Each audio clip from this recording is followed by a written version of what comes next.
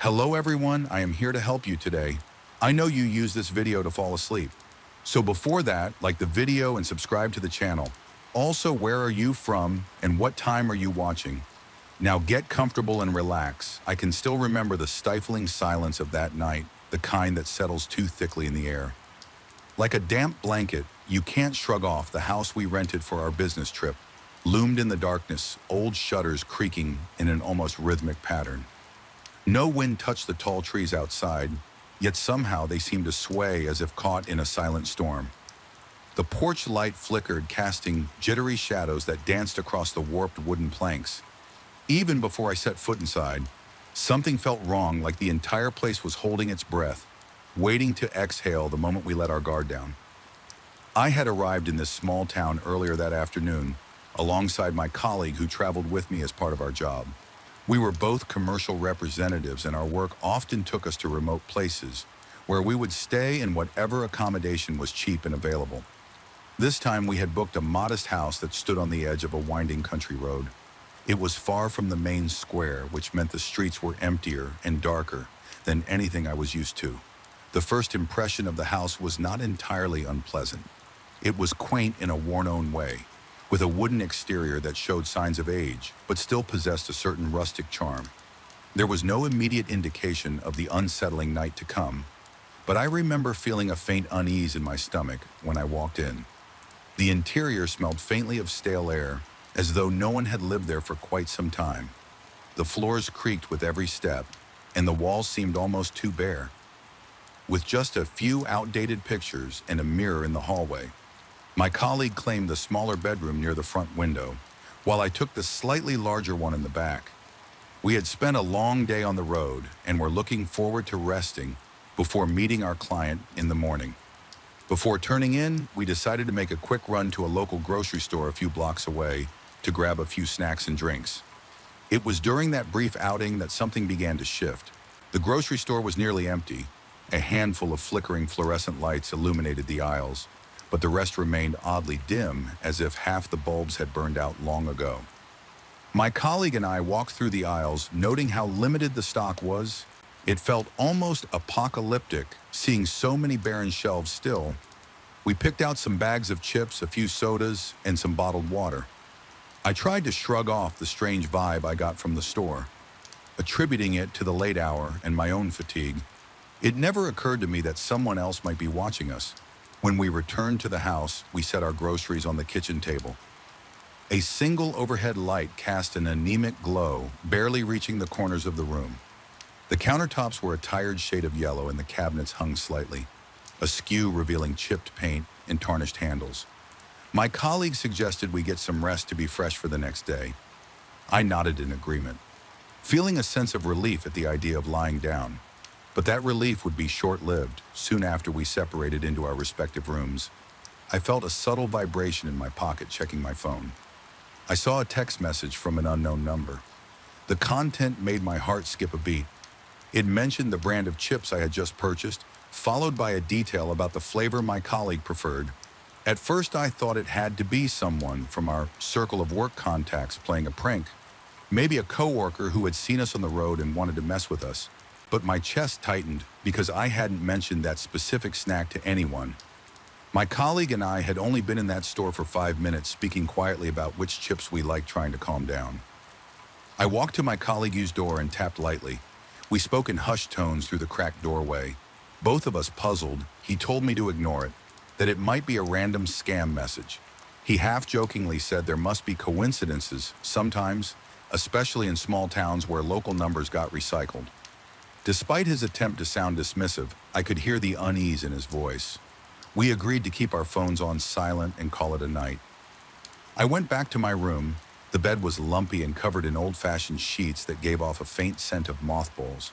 I found myself lying awake, tension coiling in my stomach. It was impossible to shake off the feeling that someone, somewhere had been watching us in that grocery store. Or maybe even before that. My phone vibrated again. This time, the message described how I was pacing around my room looking nervous. My pulse hammered as I read the words. I stared at the corners of the ceiling, searching for any hidden cameras, any sign of tampering. Nothing my colleague mentioned from the other side of the wall that something felt off in his room too. Though he didn't go into detail, I paced some more, unsure what to do next, deciding it might be best to confront the messages directly. I typed a response to the unknown number, demanding to know who it was and why they were sending these invasive texts. My palms grew clammy and a chill passed through my spine when my phone buzzed again. I hesitated before looking. The new message simply read that I shouldn't worry because everything was under control, and I was better off staying wide awake. At that moment, I became aware of the acute silence in the house. No sound came from the street, no hum of distant cars or passing motorcycles. Even the usual night insects seemed to have vanished. My throat felt dry, and each breath took conscious effort. I wandered into the hallway thinking I might step into the kitchen for a glass of water. The corridor was darker than before, as if the single light bulb overhead had dimmed. My footsteps resonated against the wooden floor, a hollow echo that made my skin prickle as I neared the kitchen. I noticed a faint movement from the corner of my eye. The curtains in the living room, which I had left open earlier, were fluttering softly. Although no draft came through the closed windows, they swayed in a gentle but unmistakable pattern, as if guided by unseen hands. The pit in my stomach deepened. I turned on the light in the living room only to find the bulb flickered once and then died. My heart pounded so violently I could hear the blood rushing in my ears in the dim glow from the kitchen. I saw the curtains come to a standstill, dropping limply back against the window frame. I told myself it had to be some quirk of the old house, maybe a vent or some gap in the wall, desperate for any semblance of normality. I went into the kitchen and turned on the faucet to fill a glass. The handle felt stiff, and the water took a few seconds to come out. It was lukewarm, and the pipes groaned as if resenting my need for a drink. After my first sip, the lights overhead flickered in that fraction of a second between brightness and darkness. I saw something dart across the hallway, something tall and shadowy. I nearly dropped the glass, my heart racing so fast I thought I might pass out. I told myself it was just my imagination, a flicker of light playing tricks on me. But I sensed a shift in the atmosphere, as if the very air had grown heavier. The phone in my pocket vibrated again. My fingers trembled as I read another message that, "Water won't help, you'll stay awake anyway." My chest constricted and cold sweat broke out across my forehead. My colleague was probably experiencing the same horror in his own room. Yet we had agreed not to panic each other. Against my better judgment, I crept back to my bedroom, shutting the door behind me and turning the lock with shaky hands. Time crawled at an agonizing pace. Every creak of the floorboard seemed amplified. Every shift of wind outside sounded like footsteps. And then there was the bathroom sink. At first, just a faint dripping, then a heavier flow, as though someone had turned the faucet on full blast. My mind raced. Had my colleague gotten up? Was the faucet broken? Yet I couldn't muster the courage to step out into that hallway again. At least not immediately. I stood against the bedroom door, pressing my ear to the wood. The rush of water continued, then it stopped abruptly. I felt a compulsion to check, if only to confirm that I wasn't losing my grip on reality.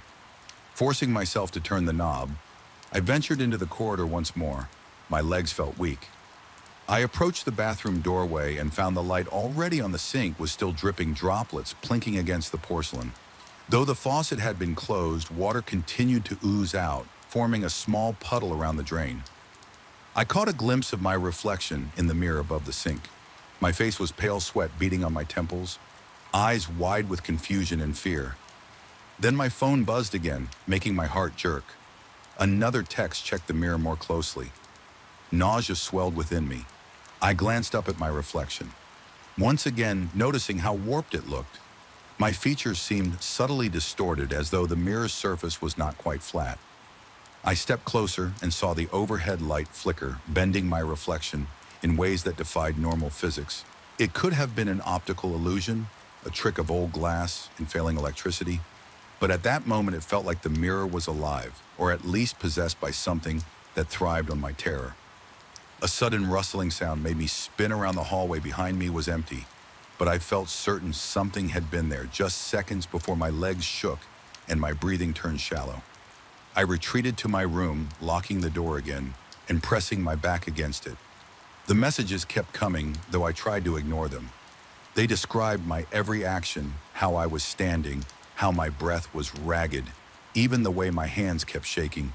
Whoever was sending these texts had eyes on me, or worse, they were inside my head.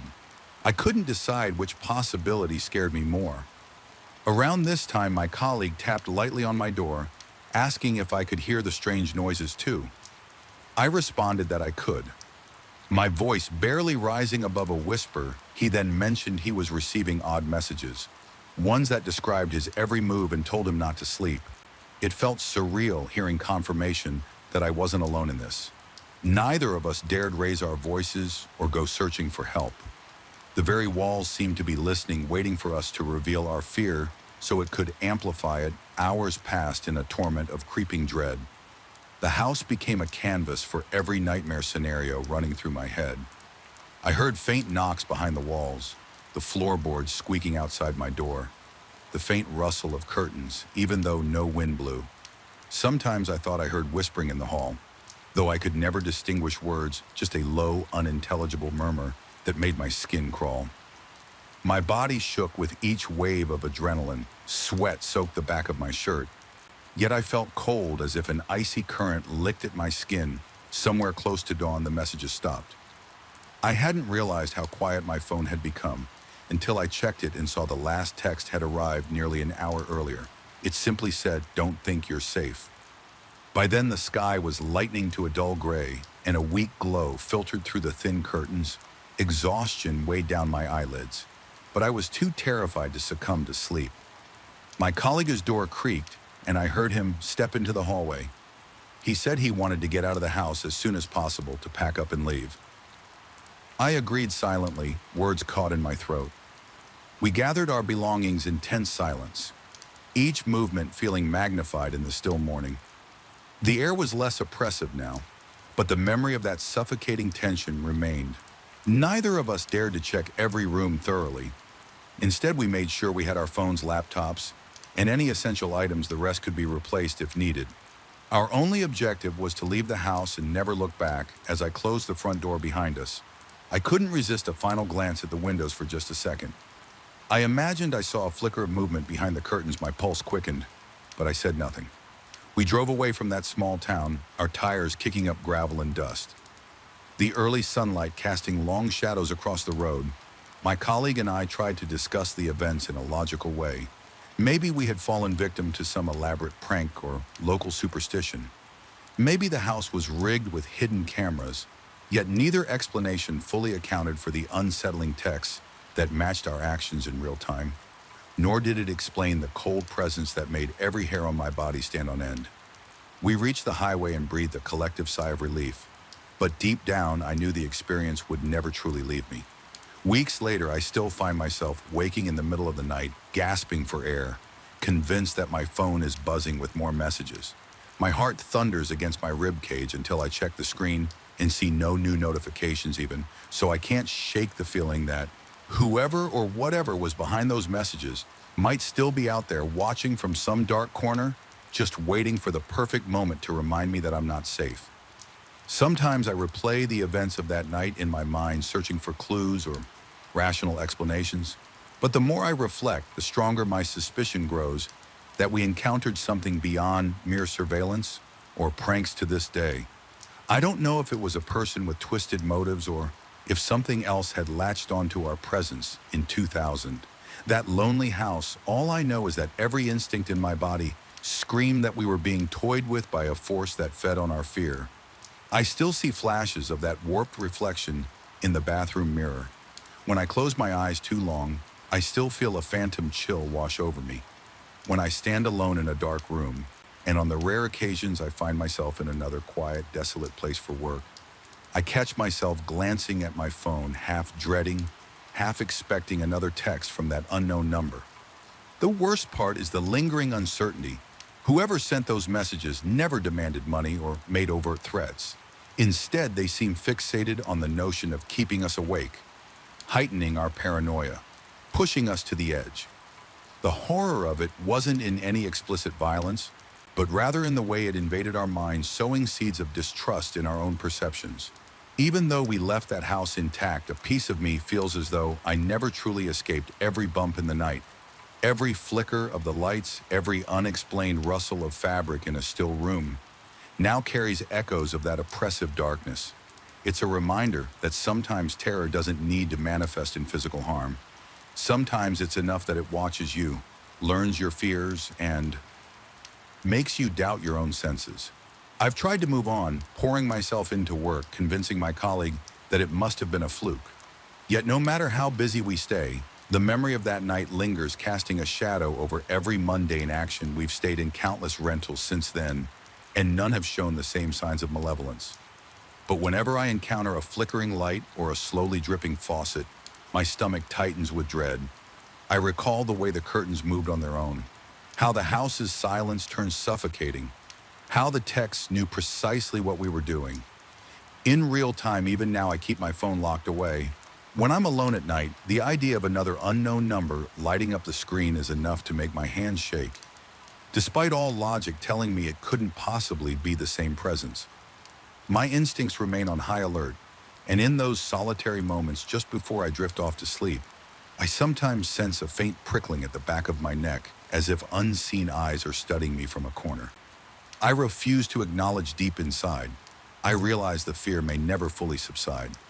It's a burden I carry with me, a reminder that there are places and forces in this world that exist just beyond our comfortable understanding. At the end of it all, I'm left with an unsettling truth.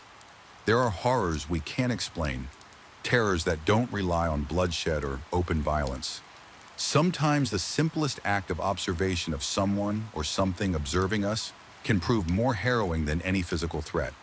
Because in that silent gaze, in those messages that know our every move, lies the ultimate assault on our minds. We become our own worst enemy, questioning each sound, each shadow, each flicker of light until reality itself feels like it's unraveling. And in my case, I'm still not certain it has finished unraveling. There is no tidy conclusion, no definitive answer. All I have is that gnawing doubt, the knowledge that some things linger in the darkness long after sunrise. So I continue my travels, meeting new clients in new towns, always a bit more guarded, always glancing over my shoulder. The memory of that old house in the small town stays with me, a permanent scar etched into my thoughts, a constant whisper that warns, remain vigilant, because sometimes in the hush of the night, the phone still vibrates without reason. And for a heartbeat, I convince myself it's them again. Whoever or whatever they were waiting to remind me they never truly left. I don't know if that moment will ever come, but the anticipation alone is enough to keep me awake, staring into the darkness, listening for sounds that may or may not be there, and that in its own twisted way is a horror I can't escape. I still remember how the stale air of that old office seemed to cling to my skin the moment I stepped inside. The corridor walls were painted in a dull shade of gray that felt more like a warning than a choice of decor. My pulse quickened, and I couldn't explain why. Something about that place felt wrong from the start, as if it were quietly protesting my presence. I told myself it was just the pressure of starting a new assignment. After all, I was only supposed to spend a few nights here, cleaning and organizing outdated hardware. It was a straightforward IT gig, one that in theory shouldn't have been terrifying at all. My name is Eric, and I usually work as a freelance IT analyst. I go from company to company, troubleshooting servers, decommissioning old hardware, and taking care of tasks that require some technical know-how and a willingness to do the dirty work most of the time. I don't mind the quiet, solitary nature of the job, but there was nothing normal about this building. It had once housed a major corporation's administrative offices. They had downsized years ago, leaving behind a dusty labyrinth of empty cubicles and abandoned conference rooms. When I took this assignment, no one told me about the rumors on my first day while hauling old monitors to a storage closet. A couple of the building staff members mentioned something about the top floor, the one with the decommissioned meeting rooms. They told me that people sometimes heard heavy footsteps at night and doors banging for no reason. Some referred to it as the presence upstairs, giving me grim looks when they talked about it. Others simply joked that I should never wander there alone at night, although they didn't look like they were kidding. I tried to laugh it off, after all. I was a rational man who dealt in cables, hard drives, and system code. Not in ghost stories that changed on the second night I worked there. I needed to reboot one of the older servers that was still active. so I stayed past midnight. The entire building seemed to exhale emptiness, every corridor, a tunnel of darkness lit only by a few flickering, fluorescent lights. My shoes echoed with each step, and I couldn't help but notice a faint odor in the air, a mix of old carpet mildew and something accurate I couldn't identify as I walked to the server room, which was inconveniently located near the stairwell leading to the top floor. I heard a distinct thud from above. It sounded like someone dropping a heavy box. My chest tightened, the thud repeated more rhythmically this time, like footsteps pacing back and forth. I told myself it was just the creaking of old architecture, or perhaps the building's ventilation system. Yet my heart pounded so hard that I had to stop and catch my breath. Once the server reboot was complete, I decided to finish up quickly. I was almost out the door when I heard a door upstairs slam. It was abrupt and violent, echoing down the stairwell. I felt my stomach twist, my body tense, sweat forming at my temples. My instinct was to run, but I forced myself to remain calm rationally. The place should be empty. No one was scheduled to be on that floor, and security would have locked up hours ago, but I couldn't ignore the fact that something or someone had just slammed a door. I tried to reassure myself that perhaps a window was left open up there, causing a draft, but the closed windows along the corridor suggested otherwise without wanting to investigate. I hurried to turn off the lights in the server room and head downstairs. On my way, I felt a sudden jolt of panic. The overhead lights flickered just once, but enough to make me gasp. In that brief moment of flicker, I had the unsettling impression that a tall figure stood at the far end of the corridor. I couldn't see any details, just the outline of something impossibly tall and still. My heart hammered so hard I could barely breathe, but when the light stabilized, there was nothing there. I left the building in a state of near panic, refusing to look back that night. I barely slept, my mind racing through possibilities. Maybe the figure was a trick of the mind, caused by exhaustion. I told myself I needed to get more rest to stop letting old ghost stories invade my thoughts. But the next day, when I confided in a coworker what I thought I had seen, she recounted rumors of a tall, shadowy presence that several employees had glimpsed. She described it as an elongated silhouette lurking near the corners of corridors, always watching, never approaching. I felt a twinge of nausea as she spoke. It seemed too specific to dismiss as an optical illusion. Over the following week, each time I needed to work late, I found myself dreading that building. My palms would sweat the moment I entered the lobby. The quiet hum of the fluorescent lights made me feel on edge.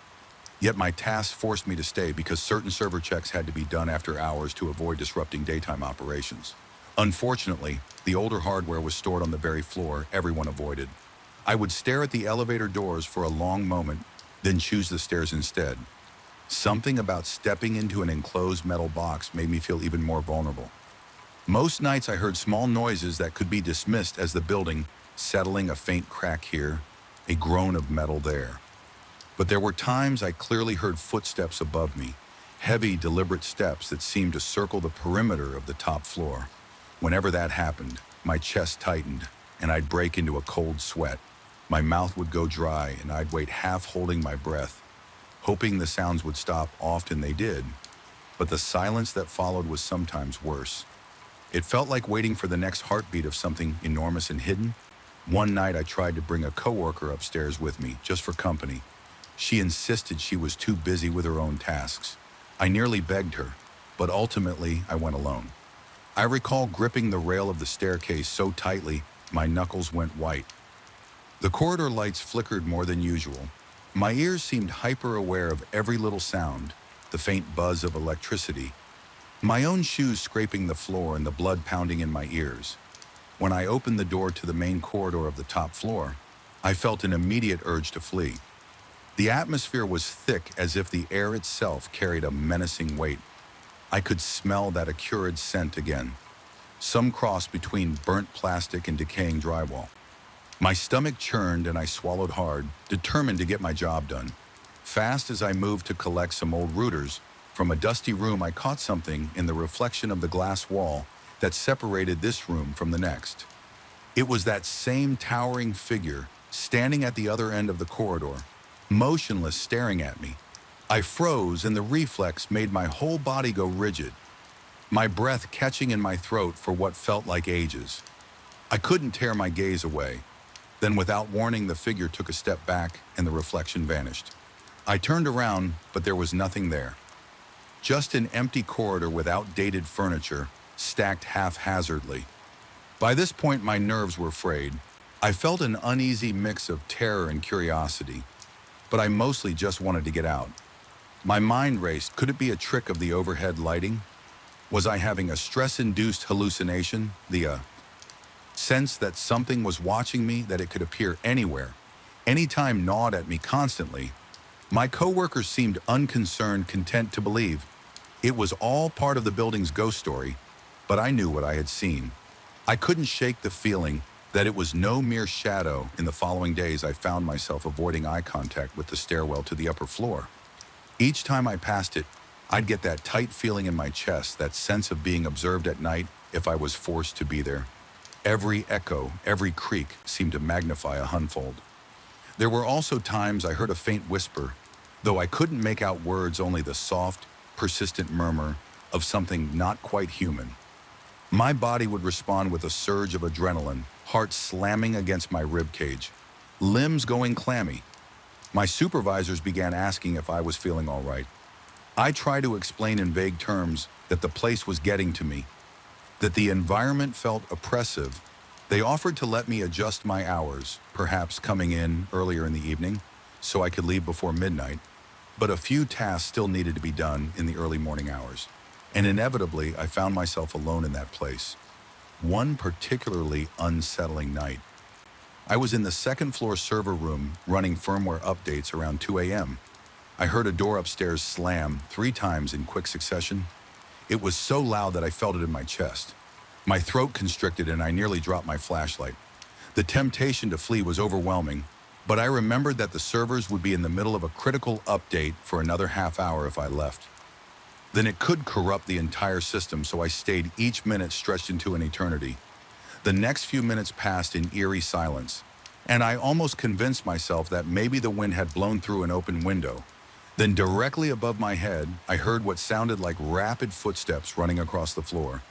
They paused near the edge of the corridor right above me before dashing back in the opposite direction. My breathing was shallow, my heart slamming like a drum. I couldn't understand how any living person could move that fast, that frantically in an otherwise empty floor. When the firmware update finally completed, I grabbed my things and headed downstairs toward the exit. The hallway lights flickered again. My entire body quaked with dread. I heard a faint scraping sound like nails dragging across metal, echoing from the upper floor. I had to fight the primal urge to run in that moment. It felt as though the building itself was alive, demanding my fear as payment for trespassing. My pulse pounded in my ears and my vision tunneled by the time I made it to the front door. My hands were shaking so hard that I struggled with the keycard. Finally, the lock clicked, and I stumbled out, gulping fresh air like a drowning man. After that episode, I seriously considered quitting. I told the temp agency the project was beyond my scope, but they insisted the client was pleased with my work and offered me a raise. If I stayed on just a bit longer, they needed the final inventory and hardware disposal plan. Against my better judgment, I agreed. But I resolved to never venture upstairs alone at night again. A few evenings later, circumstances forced me to break that promise. A series of system errors required manual restarts, and these errors always came at the worst possible times at around 11:45 p.m. I found myself standing in front of that damn staircase again, telling myself I could do this quickly and get out. My mind was in a battle with my adrenaline, every sense was heightened, and the building felt unnaturally still. Climbing the stairs, I kept seeing movements in my peripheral vision, shadows flickering just beyond my line of sight. My skin prickled with goosebumps and my heart hammered in my chest. The corridor on the top floor was darker than usual, a few lights completely out, leaving long stretches of darkness.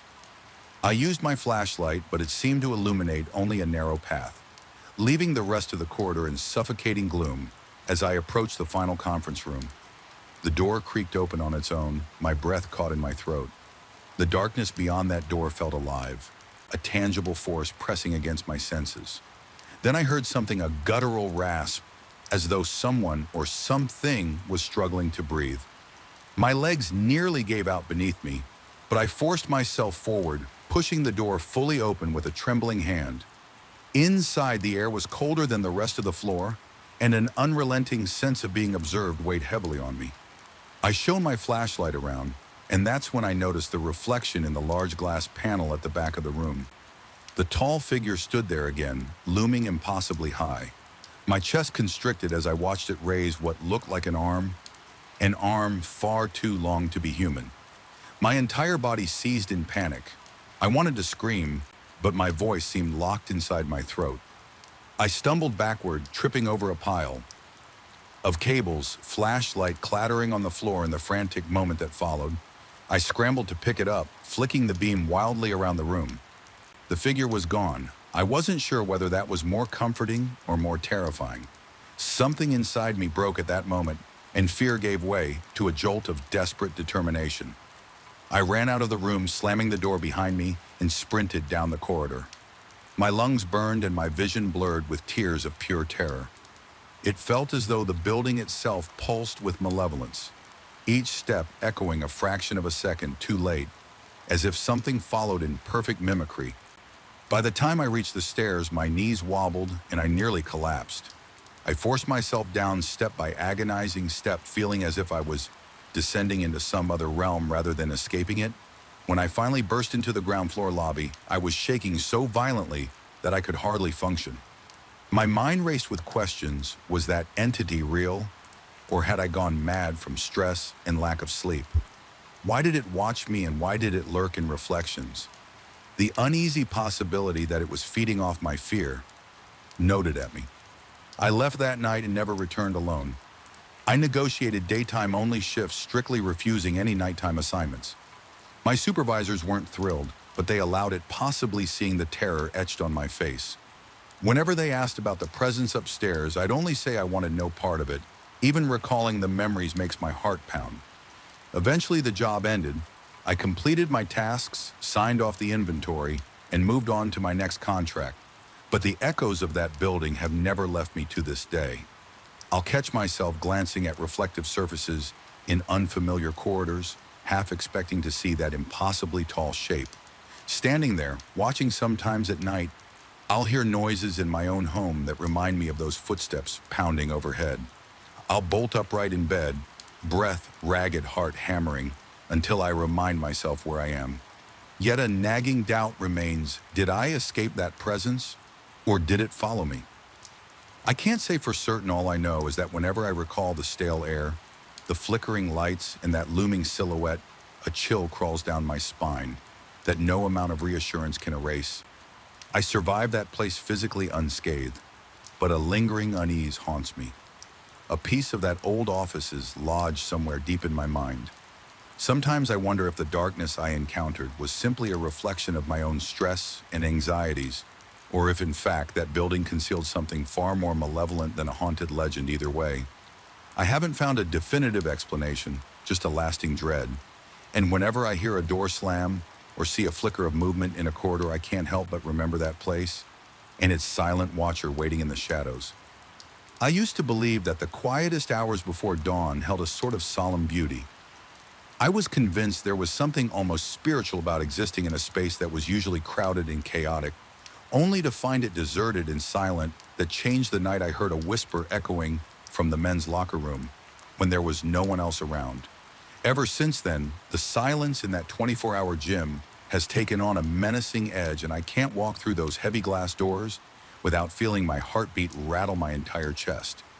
I had signed up for the gym membership during a promotional event, lured by the promise of modern equipment and the convenience of being able to go whenever I liked. At first, I was thrilled by the idea of midnight or early morning workouts because my schedule was unpredictable. Sometimes I'd be free at midday, other times at midnight, so the flexibility was a gift. I felt like I had the place to myself when I trained at 2 or 3 in the morning. There were no cues from machines, no loud grunts from the weightlifters, no strangers hogging the squat rack for a few weeks. This arrangement seemed ideal until the strangeness began, with subtle, almost dismissible signs. I remember the first time I noticed something was off. It was an ordinary night, or so it seemed. I had arrived around 1 a.m. the automated doors giving their usual mechanical hiss as I stepped into the artificially lit reception area. The overhead lights were a sickly yellow, and despite the immaculately clean floors, I detected the faint smell of disinfectant that always hung around the front desk. Usually I'd see maybe one or two other people on the treadmills or elliptical trainers, but that evening the place appeared deserted. I had my earphones in, hoping to keep myself motivated through a long cardio session as I climbed onto a treadmill. I felt a slight chill. At first I blamed the air conditioning, which was always set far too low during the night. My arms prickled with goosebumps, and I shrugged it off as a trivial reaction to the cold. But there was something more. I sensed an undercurrent in the air, a subtle tension I couldn't quite name it was. Like the entire gym was holding its breath. Within 15 minutes, I found myself restless instead of the usual steady rhythm of running. I kept glancing over my shoulder, certain I was about to spot someone lurking behind me. Of course, every time I looked, there was no one, only the dim reflection of my own figure in the floor-to-ceiling mirrors and the uniform rows of equipment. The overhead lights flickered once or twice, but I told myself that was just faulty wiring. By the time I finished my run, I was drenched in sweat and more fatigued by nervous tension than by actual exertion. The next odd occurrence happened a few days later. I was wrapping up a shoulder workout around 2:30 a.m., moving from the free weights to the stretching area. The silence was all-encompassing, the only consistent sound being the dull hum of the vents pushing out that icy air. As I lowered myself onto the mat to stretch, I heard an odd patter. It was like the shuffle of feet on the rubber flooring. I paused, heart-thudding, and scanned my surroundings empty again. Still the sound continued for a second or two, then stopped abruptly when I got up to investigate. Walking around the rows of machines, not a single person was in sight. Part of me reasoned I might have heard my own footsteps echoing, or maybe an old ventilation pipe was responsible. So I forced myself to move on, attributing it to my imagination. It was a couple of weeks later that I encountered the voice that night. I was more tired than usual. Having worked a late shift, still, I felt compelled to fit in at least a short workout. I arrived just after 3 a.m. The overhead lights were half dimmed, casting long, unsettling shadows across the weight machines. There was a different smell lingering in the air. It reminded me of damp towels that had been left too long in a corner, musky, faintly sour, and not at all comforting.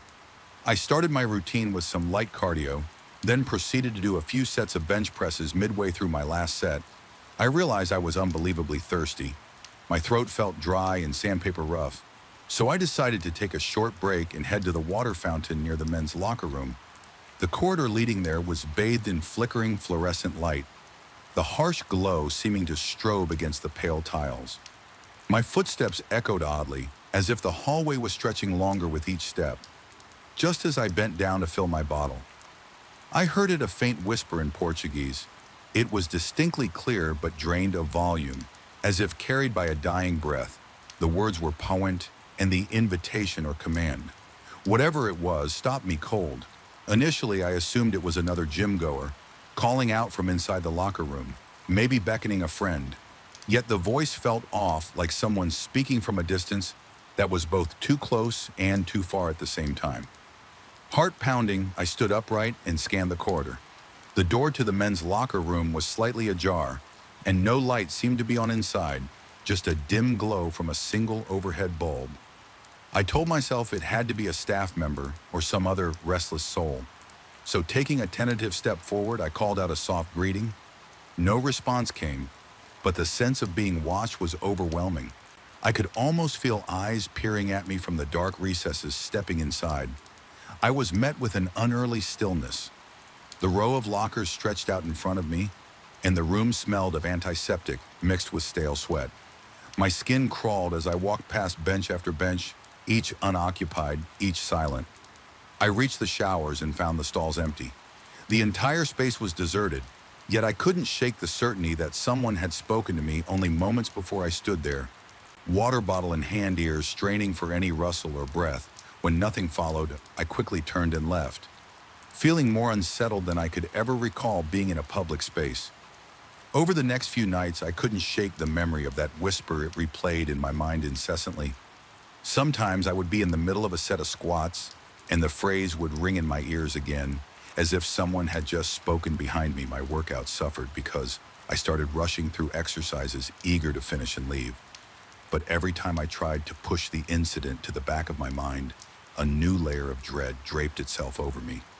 Another disturbing incident hit like a thunderclap about a week later.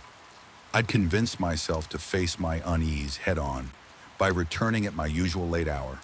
The place was emptier than ever, with no sign of the night staff, though the front desk light was on the entire building felt hollow. I did my best to ignore the gloom and focus on the rhythmic clang of weights halfway through my routine. The faint overhead music cut off abruptly, plunging the gym into silence except for my own breathing. Then a distortion of static crackled through the speakers like a whisper full of watery hisses. No words were distinct, but the noise had an undeniably human quality to it, as if layered with quiet. Moans, the sound stretched on for what felt like minutes before snapping back into silence. By that point, my hands were shaking. I dropped the dumbbells, feeling my palms slick with cold sweat, and I could taste fear like copper on my tongue. Shaken, but determined not to be controlled by my own paranoia, I reasoned I would just do a couple more sets, and leave the sense of a presence lurking was back stronger than before. Every time I turned, I thought I saw a shape moving around the corners of the mirrored walls. My reflection seemed elongated, twisted as though the mirror itself was warping.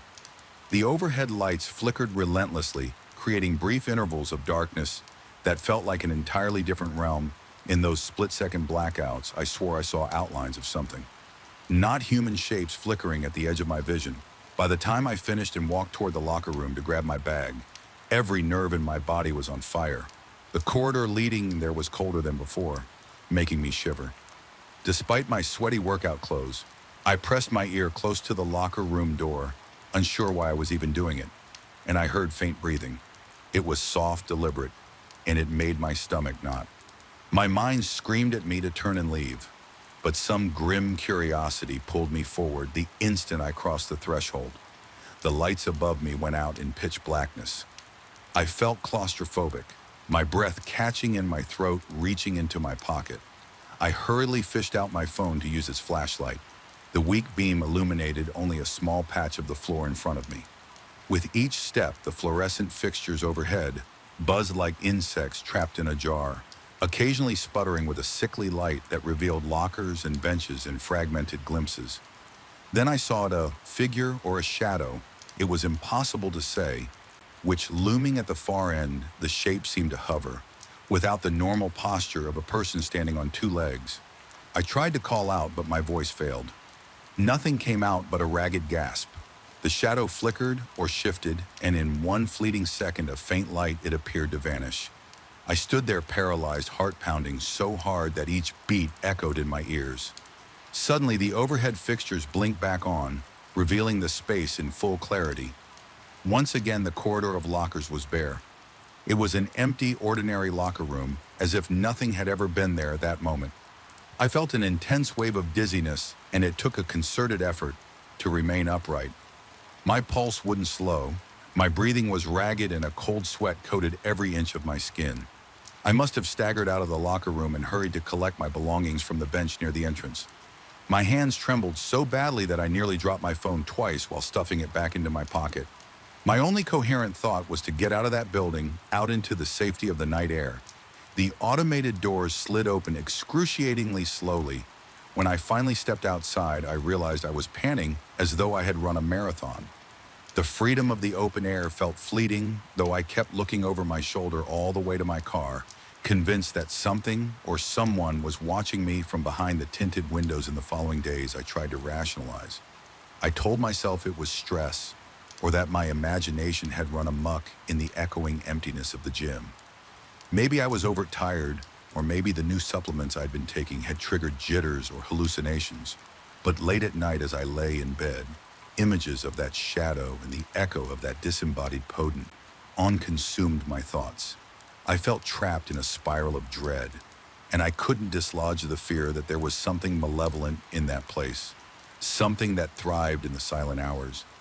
Eventually, I confided in a friend who also happened to be a personal trainer. I avoided direct quotes as much as possible, telling him indirectly that I had experienced some deeply unsettling encounters and that I was questioning my own sanity. He offered the typical logical explanations about faulty electrical systems, echoic chambers, and the impressionable nature of the mind in a polite but concerned way. He suggested maybe I should work out during the day at least, until I felt more comfortable. Part of me felt relieved to hear him say these things. It validated that the rational side of me could still attempt to find normal explanations a few weeks past, and I mostly avoided the gym at night, opting for afternoon or early evening sessions. The facility was busier, then filled with everyday noise, and the mundane hustle of people rushing to complete their routines. I started to feel safer. However, my schedule eventually forced me into another late-night session, and the moment I stepped through those doors, the memory of that suffocating tension washed over me. I stayed hyper-aware of my surroundings, listening for any odd sounds or whispers. The place was quiet in all the wrong ways. I tried to keep my workout short. Intention was to do only a couple of exercises and leave after finishing the last set of bicep curls. I inched toward the corridor where the water fountain was located. Although I felt reluctant, my thirst was overpowering. The fountain's trickle sounded unnaturally loud, a soft metallic gurgle that echoed down the hallway. As I took a sip, that same Portuguese phrase reverberated in my mind. My heart thumped so hard I felt a tremor in my ribs. The men's locker room door was open just a crack, but the darkness beyond felt like a living, breathing thing. I experienced a strange magnetism pulling me there, but I resisted. I turned away, refusing to let my curiosity lure me inside. The entire time I had the uncanny feeling that someone or something was behind that door, quietly urging me to come, and a wave of revulsion passed over me, and I left without even returning my towel to the rack. My only intention was escape, no matter how cowardly I felt now. Whenever I pass by the gym late at night, I can't bring myself to go in. Even seeing those lights glowing in the glass front triggers a tightness in my chest. I keep remembering the subtle shift in the air, the scratching static in the speakers, and that formless shadow I nearly walked into. Worst of all, I recall the voice that sounded both near and distant. Pont on the memory is enough to send chills drilling into my spine, and I have no rational explanation that can soothe the dread it planted in my mind. Sometimes I ask myself if I was singled out, or if others have heard it too, since it all happened. I haven't spoken about it much, and the gym staff never bring up anything unusual. It's almost like there's a silent agreement to ignore the eerie atmosphere that descends at night. Or maybe no one else has experienced the same level of horror I did. I still find myself wondering if there really was an entity there feeding on fear, or if my mind twisted normal occurrences into something horrifying. Even now, I question my own sanity at times, but the fact remains I heard that whisper, I saw that shape, I felt an oppressive presence in the darkness of that locker room, a sensation so vivid it's impossible to dismiss as a mere trick of light. My body's reactions, racing heart hair standing on end, clammy palms, were real and undeniable. That night changed me, and it left an imprint on my psyche that refuses to fade. I've never gone back during those haunted hours, never walked down that flickering corridor alone again. And though I continue my daytime workouts, the fear still lingers in the back of my mind, as if waiting to pounce. The slightest malfunction of a light bulb, or the faintest echo in an empty gym, can make my stomach seize with panic.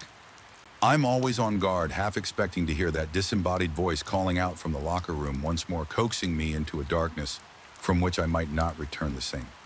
The worst part is it leaves me with the uneasy possibility that sometimes the darkness beyond our own reflections is not empty. Something could be there, waiting in the silent hush of early morning, inviting us further into shadowed corridors and quiet rooms.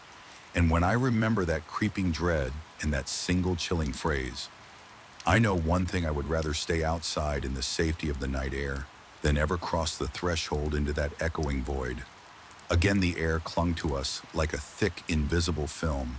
The moment we stepped into that abandoned industrial zone, something about the place felt inherently wrong, as though it was trying to repel us even before we crossed the threshold. The jagged outlines of rusted metal beams against a darkening sky seemed to stand in silent warning. Yet my friends and I couldn't resist the pull of our own curiosity. We believed naively that we would explore, Get a little thrill and then leave no harm done. None of us realized how deeply the heavy atmosphere and sour stench would burrow into our minds. I remember the road leading to the industrial park was cracked and pitted, flanked by fields of tall, dry grass that rattled in the breeze. An old chain-link fence with more holes than intact mesh was the only barrier between civilization and that decaying wasteland.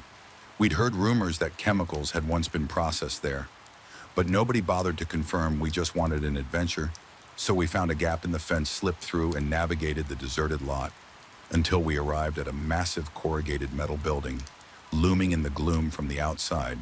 The warehouse was colossal, its roof sagging in places, and large doors left hanging, crooked on rusted hinges when we pushed one of those doors open. It scraped along the concrete floor in a slow, tortured groan. The noise made my spine tingle. I recall stepping inside first, shining my small flashlight across the interior, the beam illuminated dust motes swirling in the stale air.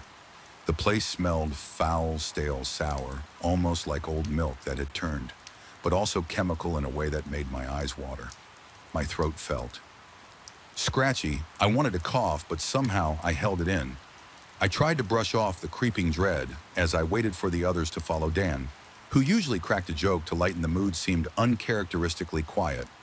I heard him mumble something about how this might not be as fun as we thought. He wanted to keep going, though. So we continued. The inside of the warehouse was lined with defunct conveyor belts, metal tables, and enormous vats that once must have held industrial fluids overhead. Fluorescent lights dangled from bent fixtures. They no longer worked, of course, but I kept glancing up, half expecting them to flicker to life. Instead, we had only our flashlights and the occasional faint glow from the holes in the roof. I couldn't shake the feeling that the shadows under the machinery were deeper than they should be. It was as though they were absorbing the light instead of reflecting it. Each time my flashlight beam passed over a dark corner, I felt a gentle tug of apprehension. My heart thudded in my chest and my palms grew damp around the handle of the flashlight. Every small sound, metal creaking, a single droplet of water hitting the floor echoed painfully in my ears. My breathing sped up, and I tried to keep it quiet so I could listen for anything else that might lurk in the darkness. We fanned out, each of us drawn to different areas. At one point, I ran my hand along a section of rusted piping. The metal flaked away at my touch, leaving orange-brown residue on my fingers. I wiped it off on my jeans, but I couldn't get rid of the gritty sensation, as if the rust clung to my skin. The sour smell intensified as I moved closer to the center of the warehouse, where a massive machine stood silent and forbidding. It was covered in cracked paint, with what looked like tangled hoses sprouting from its sides. The floor around it was stained with something dark and oily in my mind. I told myself it was just old chemicals, but my stomach churned with a nameless dread. I felt a presence then, as if someone was standing just behind me. My neck hair bristled, my heart hammered, and a bead of cold sweat trickled down my temple. I spun around, shining my flashlight in a wide arc. Nobody was there, only a cluster of upright tanks and conveyor belts that stretched off into the gloom. I let out a shaky breath, telling myself I was being foolish. But that feeling lingered, as though I had intruded on something's territory, and it watched me from just beyond the edge of my vision. A few yards away, one of my friends was fiddling with some levers on a broken control panel. He mentioned in a low mutter that these must have operated the conveyor belts. The rest of us gathered around the machine. We exchanged looks that said we should probably move on. Some unspoken tension passed among us. I wondered if they felt that same pressure in the air, that quiet insistence that we didn't belong. We headed deeper into the building, stepping over piles of debris, broken crates, fragments of scrap metal, and torn industrial tarps. The further we went, the heavier the atmosphere became. It felt harder to breathe, as though my lungs were straining against a weight pressing on my chest. My flashlight flickered once, twice, and then steadied. It was enough to send a jolt of panic through me. The last thing I wanted was for the light to fail in that suffocating darkness. As we approached the back of the warehouse, we found a row of offices sealed behind glass windows. The windows were so grimy that it was impossible to see inside without wiping the sludge away. I hesitated, but eventually used my sleeve to create a streaky portal into the gloom. The beam of my flashlight revealed a cramped room filled with file cabinets and a few desks, all in disarray. Chairs were knocked over, drawers yanked open, documents scattered across the floor. The sour smell grew even more potent near this office section. My eyes watered and my stomach twisted. It was as if something had leaked out of the walls and infected the air. I noticed a movement from the corner of my eye, a quick flicker of shadow across the other side of the glass. My breath caught in my throat. My pulse slammed in my ears. I jerked my flashlight toward the spot, but there was nothing, just the ghostly reflection of our group in the grimy glass, looking far more nervous than we had upon arrival. I tried to tell myself it was just a trick of the light, yet I couldn't shake the crawling feeling on the back of my neck. We left the offices behind, deciding it was time to circle around and head for the exit. We hadn't been inside for more than 30 minutes, but it felt like hours. My mouth was so dry I had to swallow repeatedly to keep from gagging. Another friend mentioned in a tense whisper that the smell was getting worse instead of dissipating. He wondered if there might be chemical spills deeper in the building. Someone else suggested we leave right then, but curiosity still battled with our unease. We pressed on, hoping that taking a complete loop around would feel less like we'd run away in fear. With every step, the sense of being watched multiplied. The enormous machines, silent and immovable, seemed to loom larger, as if alive in their own menacing way. The shadows, thick and almost tangible, seemed to pulse with an unseen energy. My breathing grew ragged, and every muscle in my body felt tense. Each breath carried that acrid tang, burning my nostrils and coating the back of my throat. The corridor we entered next was lined on both sides by tall racks that once held equipment or spare parts. Now most of them lay toppled, their shelves empty or strewn with debris. My flashlight revealed twisted shapes that looked like they had melted, congealed into lumps that defied easy explanation. A sense of dread settled in my stomach. Cold and relentless, was this the result of some chemical reaction or something else entirely? As we neared the exit, one of us suggested we regroup and calmly walk the rest of the way without splitting up. We formed a tight cluster, flashlights overlapping to create a larger circle of illumination. The beams of light jittered along the walls and ceiling, revealing streaks of rust and filth that almost looked like spreading veins. Each time we passed another piece of decrepit machinery, I strained my hearing for any sign of movement behind us. The silence became loud, pressing against my eardrums, until I wished for even the smallest, most innocuous noise to break the tension. But the only sound I could detect was my own panicked breathing. Then for a brief moment, the sour smell subsided, replaced by a cool draft. Wafting in from a large set of double doors, relief surged through my body. I could see the outline of the exit in the weak exterior light. My heart pounded, urging me forward. The feeling of oppression that plagued me was starting to loosen its grip just a bit. But as we drew closer, the entire building seemed to exhale some foul breath of its own. The sour stench hit like a physical blow, worse than anything I had experienced so far. My knees wobbled, and I struggled not to retch.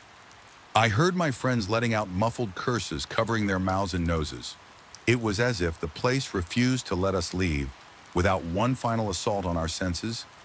A wave of nausea hit me so hard I had to lean against a rusted support beam. My flashlight dropped clattering to the ground, and rolling a few feet away, the flashlight's beam landed on one of the broken machines, illuminating the space beneath it. In an odd angle for a second, I thought I saw something move there, some shape that was not part of the machinery. My vision blurred and I blinked furiously. The shape looked almost gelatinous, quivering in the half-light. It seemed to vanish the instant I tried to focus on it. I forced myself upright, ignoring the shakiness in my limbs. I retrieved my flashlight and rejoined the group. No one spoke directly, but I caught the stark fear in their eyes. We knew without words that we had to get out. We made a final push toward the exit, refusing to let ourselves be defeated by panic. Yet my heart hammered in my chest, and my breath came in ragged gulps. I could feel sweat trickling down my back, chilling my skin in the damp air. The closer we got to those double doors, the more the atmosphere seemed to swirl around us in a suffocating dance. Shadows elongated and warped, distorting the shapes of the machinery into monstrous silhouettes. My flashlight flickered again, and I nearly lost my nerve. I told myself to keep it together outside. I could see a sliver of the dark sky, a faint promise of escape from this suffocating darkness. When we finally reached the threshold, I could barely breathe. My lungs felt seared by the chemical stench, my nerves frayed by the constant sense of pursuit from those silent shadows. Stepping over the doorway felt like crossing from one reality into another. The night air was cold, but it was a blessing compared to what we had just endured inside. I tasted freedom in that first gulp of cleaner air, even though the sour odor clung to my clothes and hair. Yet even outside, I felt no true relief. The warehouse loomed behind us, its jagged outline framed by the moonlight. My heart was still pounding, and a cold sweat covered my forehead. I found myself turning around, shining my flashlight back at the open door. For a moment, I thought I saw a faint movement within, as though something receded deeper into the darkness. It left me with a spine-tingling certainty that the place housed a presence far beyond our comprehension. One of my friends remarked that it was time to head home. Another added we should never return. There was an undercurrent of mutual agreement in the group. We began to walk away, our flashlights bobbing in the night. But the sense of being followed lingered, as if the dense air from the warehouse had latched onto us. I kept glancing over my shoulder, heart racing each time I imagined a flicker of motion in my periphery. Once we reached the gap in the fence, the night breeze gained some freshness. My eyes stung from the strain of tension, and my hands trembled. I was sweating despite the cool air. We slipped back onto the deserted street, each step feeling both urgent and numb. I realized my entire body was covered in goosebumps, and my nerves felt raw. In that quiet, I replayed every unsettling moment in my head, asking myself if I had truly seen those shifting shadows, or if my mind had conjured them in the throes of fear. We parted ways without ceremony, each of us carrying that intangible weight back to our homes. Once I stepped inside my room, I dropped onto my bedclothes, still damp with sweat and reeking of that sour stench. My mind wouldn't shut off the images of the dark warehouse corners. The ghostly flicker of movement and the oppressive silence haunted my thoughts. Each time I closed my eyes, I felt that presence near me, lurking in the recesses of my imagination, or perhaps somewhere else. My skin prickled with unease. Sleep eventually overtook me, but it was restless. I dreamed of endless corridors stretching from that warehouse, each one leading deeper into gloom. And every time I turned a corner, I sensed a form slithering just out of sight in the dream. My footsteps echoed off distant walls as I ran in slow motion, my heart pounding so violently I thought it would burst when I jerked awake. My body was slick with sweat, my breath coming in gasps. The darkness in my bedroom seemed thick, but at least I knew I was far from that cursed place. I tried to discuss the experience a few days later with Dan in an effort to make sense of it. He brushed it off lightly at first, then admitted he had been feeling an odd paranoia since the night we explored. He didn't go into detail, just a vague mention of being unable to sleep well and seeing things in the corners of his eyes. I confided I was experiencing the same anxieties. We agreed without hesitation never to return. Neither of us wanted to find out if the intangible presence could manifest itself more concretely. Even now, I can't fully explain what we encountered in that abandoned industrial zone. Perhaps the chemicals left behind played tricks on our senses, warping our perception and conjuring hallucinations. Or maybe there was something else, some force that had claimed the warehouse as its domain, feeding on the fear and curiosity of unwary visitors. I can't decide which explanation scares me more. The days and weeks that followed were marked by sporadic waves of claustrophobia and an abiding sense that I was being observed. My imagination, or whatever, had latched onto me, refused to grant me peace at night. When the wind howls outside, I sometimes catch a whiff of that sour odor, and my heart kicks into overdrive. My palms get slick, and a chill spider walks up my spine. It's enough to send me reeling back into the memory of that dismal, reeking corridor. Yet the strangest part is that none of us ever reported any physical ailments beyond the lingering psychological horror. No mysterious illnesses, no rotting shoes from chemical spills, no tangible proof that the place had harmed us physically. The only residue was mental, a wedge of dread lodged deep in our minds, sometimes late at night. I wonder if that intangible presence found a way to follow us home, silent and invisible, waiting for the right moment to make itself known. I've kept quiet about the incident for the most part, only discussing it with those who were there. We have a mutual, unspoken pact that we will not entertain the idea of exploring abandoned sites anymore. Not because we fear broken floors or tetanus-laden nails, but because there are places in the world where the veil is thin, where something beyond reason or science might lurk. I'm not the same person I was before that night. My nerves are more afraid, my sense of security always under question. I don't look at shadows in the same way. Even the simplest shapes cast on walls can set my pulse racing if I'm not careful. And whenever I catch that sour tang in the air, even if it's just a passing whiff from some distant chemical, I find my thoughts drag back to the towering rusted machines, and those unseen eyes in the darkness. The memory sends shivers through my body, reminding me how utterly powerless I felt in the end. I suppose I'm grateful we managed to leave that warehouse physically unscathed, but the mental scars remain etched into the corners of my subconscious. Sometimes in the late hours of the night, I question whether the worst terror is the one that never fully reveals itself, that stays hidden just out of sight. Drifting on stale air and waiting the unknown can make any shadow ominous. Any unexplained noise, a threat, and any foul stench, a silent promise of something far more disturbing lying in wait. I've kept this story to myself long enough that it feels like a permanent secret whispering incessantly in my ear. Whenever I let my guard down, and though I try to rationalize it, chemicals, old machinery, and overactive imagination, there's a piece of me that knows the truth lies beyond those surface explanations. Something was there, something hungry or angry or simply alien. It reached into my mind that night, left a fingerprint of dread, and ensured I would never forget the way my heart thundered in my chest when it felt like we were trespassing on forbidden ground. We never did return, and I have no intention of ever stepping foot in that forsaken building again. Even the memory of the air thick with that nauseating stench is enough to make my mouth go dry, and my pulse accelerate sometimes in my quieter moments. I wonder if that presence still waits among the rusted machines, shifting in the darkness, listening for the sound of intruders. And if it does, maybe we're the lucky ones. Maybe it was never meant to be seen or understood, but the knowledge that it exists or might exist is enough to keep me on edge whenever I pass by an old decrepit structure. Because once you feel that oppressive air and sense that living darkness pressing against your mind, there's no return to blissful ignorance. You carry the fear with you, tucked away like a foul secret haunting you. With every breath, I first sensed something was wrong on the day I walked into that narrow, dimly lit hallway.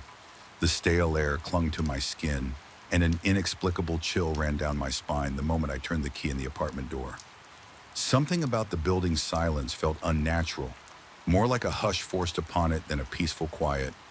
Even before I noticed the flickering lights or heard the echo of mysterious footsteps, I felt as though I was trespassing in a place that resisted my presence. It was an old construction in the heart of the city, with high ceilings and long corridors that played tricks on the eyes at night. The shadows cast by the single overhead light seemed to stretch unnaturally against the walls as though they had a life of their own. I had moved there for convenience. The centralized location was perfect for my work routine, and the rent surprisingly affordable on my first walk through the place looked normal enough. Sure, the paint was peeling in a few spots, the wooden floors creaked, and there was a musty smell that lingered, but I chalked it up to the building's age. I remember feeling oddly defensive about my choice, telling friends whenever they asked that I found the apartment charming and full of character. Looking back, I wonder if I was in denial or just under the apartment's spell. When I started noticing the hallway lights flickering, I assumed it was a simple electrical issue. The quarter light would blink erratically, a frantic strobe that made the walls appear to ripple. I replaced the bulbs with brand new ones, certain that would solve the problem. It didn't. Even the new bulbs would flicker, then sometimes go out entirely.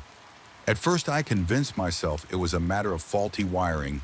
After all, the apartment was old, probably never fully renovated, but then the overhead light in the living room began doing the same thing. I'd be sitting on the couch after a long day at work, reading a book or scrolling through my phone, and it would blink once, twice, then extinguish. Just when I stood up to check, it would flare back to life again. My heart rate would spike each time this happened. A subtle panic would tighten my chest, and I'd find myself breathing faster. I tried to be rational. Maybe the wiring was loose, or the circuit was overloaded by the outdated fixtures. Yet a part of me felt something else was behind it, something that teased me with tiny, unsettling hints that I couldn't ignore. A few weeks passed, and I began hearing sounds at night. They were faint at first, like a floorboard squeaking in another room or a door hinge shuddering in a far corner. I'd jerk awake to a subtle creaking noise, my heartbeat hammering in my ears. Often I'd lie in bed, forcing myself to remain still. Listening intently, my apartment was on the third floor, so it wasn't likely to be a stray cat on the balcony or street noises drifting through the windows. Sometimes it sounded like footsteps, as if someone was pacing in the living room. The measured, deliberate rhythm of those steps sent ice into my veins on more than one occasion. I mustered the courage to get out of bed to check the living room. My legs trembled so much it felt like I was wading through water. My palms turned clammy and my breath grew ragged. Each step I took seemed to reverberate inside my skull. When I finally flicked on the hallway light switch and prayed it would actually stay on, there was never anyone there, but something else caught my attention. The corridor light, the same one that had refused to stay lit before, would be on already. It made no sense. I was certain I always switched it off before bed, but there it was shining in that eerie, flickering way. Convinced I was losing my mind, I brought in an electrician. He walked around the apartment, performed the usual checks, and assured me there was nothing wrong with the wiring. I remember him shrugging with a baffled expression as he said something about everything being up to code. His confusion did nothing to alleviate my own after he left. The flickering continued, and the footsteps grew louder. Some nights I'd swear I felt the floor vibrate slightly, like heavy boots pressing down just outside my bedroom door. Sleep became almost impossible. I would lie awake, every muscle in my body so tense that my neck would ache for hours. My heartbeat throbbed in my ears too fast, like a drumbeat, signaling that something terrible hovered in the darkness. My mind would play tricks on me. Was the door handle turning on its own? Did I just hear a whisper, or was that the wind outside? The tension built until my hands began to shake. Whenever the lights blinked one night, I thought I caught a glimpse of a shape, just a fleeting shadow darting across the end of the hallway. My chest tightened with such force that I could barely draw breath. I wasn't sure if it was real or my imagination. All I knew was that every hair on my body stood on end and cold sweat ran down my back. Desperation led me to try sleeping with all the lights on. I thought that a fully lit apartment might banish the darkness, and with it, whatever presence lurked there. The result was far from comforting. The perpetual glow cast harsh shadows on the walls, and I found myself startled by every flicker, every reflection in the mirrors or windows. My nerves were constantly on edge like a wound-up spring. The faint hum of the light fixtures filled the silence, and my exhaustion deepened. It wasn't restful at all. I felt like a prisoner in my own space, eyes open wide, scanning the corners and ceilings for any sign of movement. I started dreading coming home the moment I stepped into the building's lobby. That heavy, suffocating feeling would return. I'd feel it in my chest, like my lungs couldn't expand all the way. My pace would quicken as I marched up the winding staircase, each step echoing against the chipped walls. The corridor that led to my apartment seemed longer at night, its shadows and flickering lights creating a distorted tunnel effect. Sometimes I sensed the presence before I even reached my door, a prickle of awareness on the back of my neck, an unshakable certainty that something waited for me inside. By then, paranoia had sunk in. Deep, every noise from a neighbor's apartment made my pulse spike. I started scanning the small peephole in my door multiple times a night, expecting to catch someone or something lurking on the other side. Yet it was always just that empty hallway, lit by the same flickering bulb. The persistent illusions of footsteps continued to haunt me. Sometimes I'd wake to a noise so loud I was sure I'd find my living room turned upside down, racing out of bed muscles, twitching with adrenaline. I'd discover nothing out of place, only that dread-laced corridor light burning when I knew I had shut it off. At one point, I considered speaking to the building manager. However, the conversation never got very far.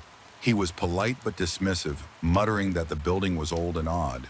Noises were common. He said something about the pipes or the wooden beams settling. I didn't mention the footsteps specifically, Because I was afraid I'd sound unhinged, part of me wondered if I was in fact going insane. The stress was wearing me down, my hands trembled even in daylight. My mouth felt chronically dry. I caught myself holding my breath in anticipation of the next flicker or noise. Eventually, I decided to do a thorough cleansing of the apartment one weekend. I scrubbed the floors, wiped the windows, and cleared out the clutter, hoping to purge whatever dark energy I felt had settled there. Despite my best efforts, the atmosphere remained oppressive in the middle of the afternoon. When sunlight was streaming through the windows, I heard what sounded like a soft knock on the corridor wall. My heart lurched. The knock came again, 3 firm taps, then silence. I stood there holding my breath, waiting for something else to happen. Minutes passed in an agonizing hush, but no other sounds followed. By the time the sun set, the sense of foreboding returned with renewed intensity, as though annoyed by my attempt to chase it away with bleach and mops. My dreams, when I managed to slip into restless sleep, were plagued by bizarre images, hallways that stretched on for miles, doors that led nowhere, or opened to reveal infinite darkness, flickering lights that popped and sparked, raining hot embers that never quite touched the ground. I'd wake up drenched in sweat, pulse hammering, only to discover the corridor light shimmering beneath my bedroom door, casting a slim beam of unstable illumination into my room. On multiple occasions, I remember launching from the bed to yank the door open, expecting to catch an intruder, but the hallway was always empty, the bulb overhead swaying slightly in a breeze I could never feel. At times, I questioned my sanity. I wondered if my job stress had manifested into psychosomatic experiences. Maybe I was projecting my anxieties onto the apartment. But how could I explain the lights that insisted on turning themselves on, or the electrician's baffled expression when everything checked out fine? The rational part of me kept trying to offer explanations, but the mounting terror in my gut refused to subside. My nervous system was in constant overdrive. Heart-pounding hands, shaking stomach, twisted in knots. One particularly harrowing night, I was jolted awake by a series of loud bangs, like heavy fists slamming against the living room walls. I rushed out of bed, every muscle in my body tense and rigid. My throat felt as though it was closing up, and a thin film of sweat coated my forehead. Approaching the living room felt like stepping into a nightmare. The corridor bulb was in one of its flickering cycles, casting a strobing effect along the walls. In that uneven light, I saw a distortion in the corner of the living room, as if the shadows there were shifting. My pulse thundered in my temples. The shadow swelled, coalescing into a darker shape, then abruptly vanished. I stood frozen, heart pounding so furiously that it drowned out all other sounds. I realized I couldn't stay there much longer. My body was running on fumes and my nerves were shot. By then I could barely function at work. My thoughts kept drifting back to the apartment's mysterious phenomena. That sense of being watched never left me, as if a pair of eyes lingered just behind every door. The flickering lights had grown more erratic, sometimes in sync with my own sharp intakes of breath. As if reacting to my fear, I felt trapped, pinned down by forces I couldn't understand. 2 days later, I decided to spend the night at a friend's place. I needed some distance, some clarity of thought. My friend asked why I looked so pale, so exhausted. So on edge, I tried to explain, but the words sounded feeble. Footsteps, flickering lights, a sense of being watched. He listened politely but was skeptical, though he did mention that sometimes old buildings carry strange histories. He offered me his couch and told me I needed rest. I was grateful for the reprieve. For the first time in weeks, I managed to sleep without jolting awake in terror. Yet even in a different location, I couldn't shake the feeling that something was attached to me. During the night, I dreamt of that corridor with its flickering bulb and peeling wallpaper. I dreamt of the door to my apartment opening on its own, revealing nothing but blackness inside. I woke in a cold sweat, my heart hammering when morning came. I felt no better. Reluctantly, I returned to the apartment the following afternoon. I told myself I had to face it or I would never live in peace. The hallway was oddly quiet as I walked in the corridor. Bulb for once was steady. No flickering. The living room lamp, too, seemed normal. My tension peaked because the calm felt unnatural, like the hush before a thunderstorm. I spent the afternoon packing up a few essentials, deciding I would stay at my friend's place again, for at least another night or two. When evening fell, I turned on the lights for a brief moment. Everything remained still. My heartbeat gradually slowed, and I exhaled a shaky breath. Then, as if on cue, the corridor bulb began to pulsate again. The living room lamp followed suit, dimming and flaring back up. I stepped into the hallway, trying to steady my trembling limbs. My throat felt raw and tight, and my mouth turned bone dry. That was when I felt a rush of cold air sweep through the corridor. The overhead light flickered more intensely, casting the walls in a rapid succession of bright and dark. My pulse raced, and a faint buzzing filled my ears, like static on an old television. In that throbbing glow, I glimpsed something move at the far end of the hallway, a swirl of shadow that formed the vague outline of a person. My lungs seized. I wanted to run, but my legs felt anchored to the floor. Despite my fear, I forced myself to take a single step closer. The figure appeared to shift, dissolving into the wall before emerging again, further down near the living room door. My heart pounded so brutally I thought I might pass out. I felt a wave of nausea and an overwhelming urge to scream, but my voice caught in my throat as I inched closer. The flickering reached a frantic rhythm, and my vision wavered, like I was on the verge of blacking out. I could smell something damp and metallic in the air, a scent that made my skin crawl. Something in me snapped. A primal surge of adrenaline jolted my limbs into motion. I lunged for the front door, heart slamming in my chest, breath coming in ragged gasps. I didn't dare look back, convinced I'd see that thing looming behind me if I did. My hand fumbled with the lock, sweat making it hard to grip the metal. The corridor bulb popped, plunging the hallway into darkness for a heartbeat before sputtering back on in a shower of sparks.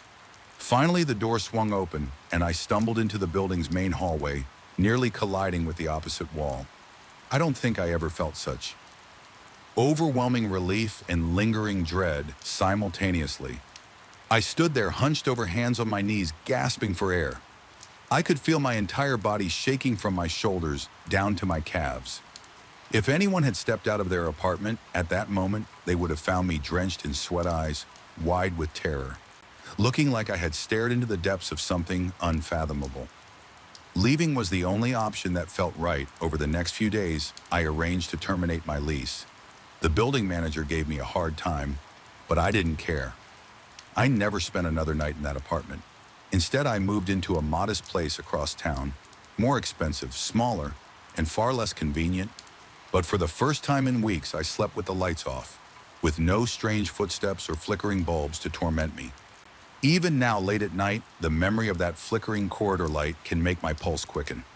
There's a sense that I brushed up against something beyond my understanding, a presence or force that lingered in that apartment like a living stain. I often lie awake haunted, not by the possibility that it followed me, but by the terrifying notion that it was never just the building's past or faulty wiring. Some places simply hold on to echoes of energies best left undisturbed, and I had been unfortunate enough to stumble right into one of them. I avoided that block in the city center for a long time. The few times I passed by in daylight, I felt a cold tingle slide along my neck as I glanced toward the windows of that old apartment. Even from a distance, I half expected to see a flicker of light behind the glass, and each time my heart would stutter in my chest, reminding me of what I left behind and of the darkness that no amount of modern electricity could ever fully chase away. It began with a feeling, an itch at the back of my mind, that I couldn't scratch a faint electric buzz in the stillness of my own home. The basement had always been an afterthought, a dull space for spare tools and old boxes, somewhere to stash what didn't fit upstairs. But now every time I walk by the closed door leading down those old wooden steps, something clenches inside my chest.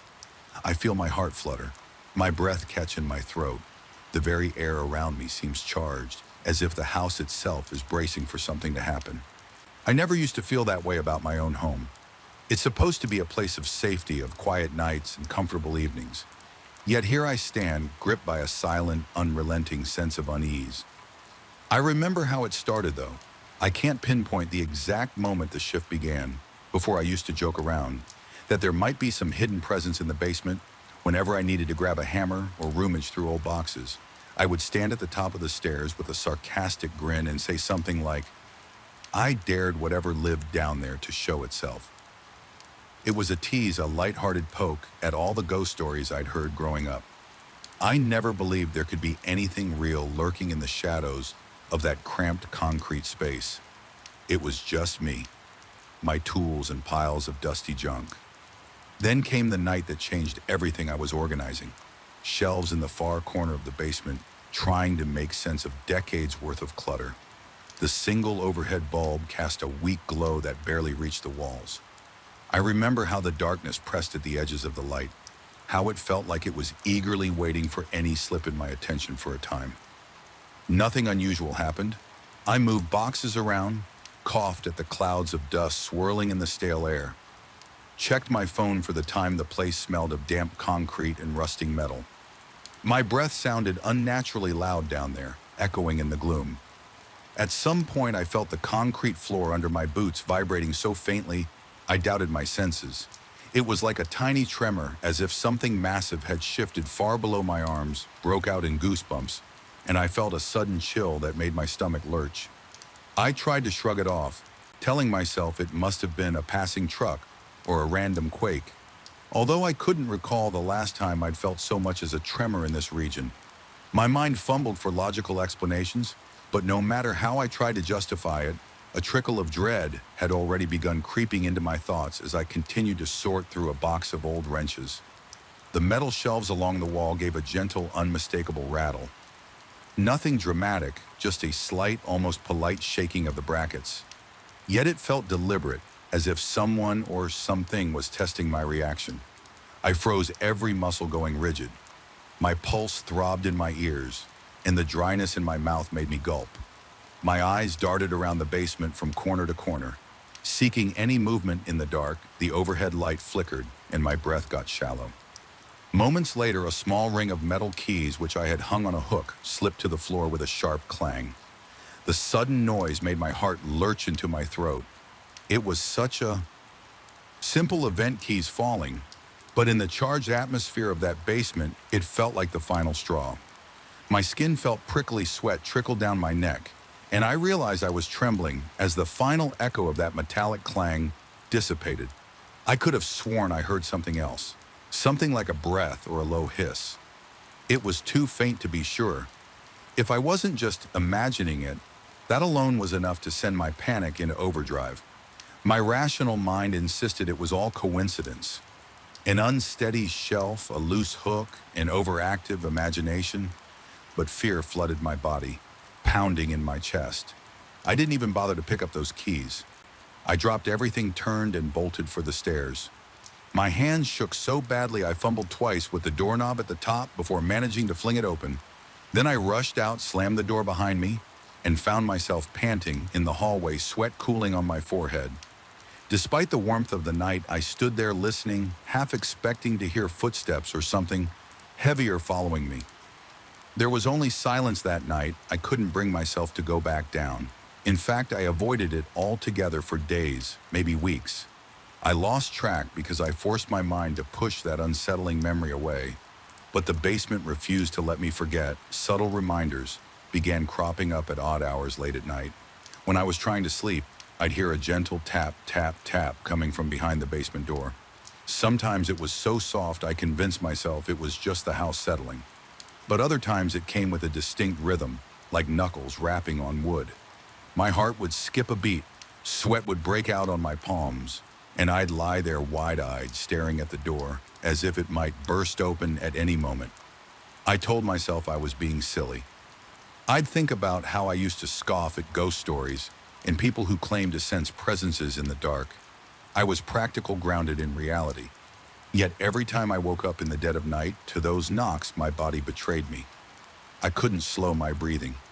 I felt my own pulse thudding in my temples. A sour taste of dread filled my mouth, and more than once I imagined the door handle rattling. I never worked up the nerve to check something. In me insisted that if I opened that door at 3 a.m., I'd see something that would unravel my sanity. The worst was how the paranoia leaked into my everyday life, even during the day. I found myself glancing over my shoulder when I walked past a mirror, worried I might catch a glimpse of something behind me. The house felt colder. The walls seemed to press in on me. I stopped sleeping well, plagued by nightmares that blended the basement with strange shapes creeping in the darkness. My hands would tremble while making coffee in the morning, and more than once I spilled half the mug on the floor. I kept telling myself it was just stress, that everything would be fine if I focused on more mundane tasks. Yet a persistent tension coiled in my chest, a quiet voice warning that the basement was more than just a storage space. Now it was infected with a presence I had invited on one particularly restless night. I heard a single deliberate thud against the basement door. My heart jolted so violently that my arms went numb. I lay in bed, paralyzed, uncertain if I truly heard it or if my mind had conjured it from half-leap. Then another thud came, heavier and slower. I imagined in horrifying detail some shape pressing its weight against the other side of the door, testing it. My scalp prickled and I fought the urge to get up, to bolt outside, to do anything but remain there frozen. Sweat gathered at my temples, trickled down the sides of my face, and I realized I was gripping my sheets so tightly my knuckles ached in the morning. I tried to muster the courage to at least check the basement door for any signs of damage. My heartbeat refused to settle, and my mouth was desert dry. I stood at the threshold, hand hovering near the doorknob, expecting it to jolt under my fingers. The door looked the same, no scratches or dents, but when I finally opened it, I noticed a stale odor drifting up, more pungent than before. It was a combination of damp concrete, rust, and something else, a musty, almost earthy smell that made my stomach churn. The darkness stretched below, and the bottom of the stairs was consumed by shadow, even with the overhead light switched on. The gloom felt thicker, as if the basement swallowed most of the illumination. Before it reached the floor, I couldn't bring myself to go any farther than the first step. My entire body tensed with each breath, and my knees felt weak. I closed the door again, promising myself that I'd only go down there once I felt braver, though I suspected that moment might never come still. Life had to go on, at least on the surface. I tried to keep up with work and daily errands. I avoided mentioning the situation to anyone, though a colleague asked once if I was feeling okay. Noticing the dark circles under my eyes, I mumbled an excuse about not sleeping well.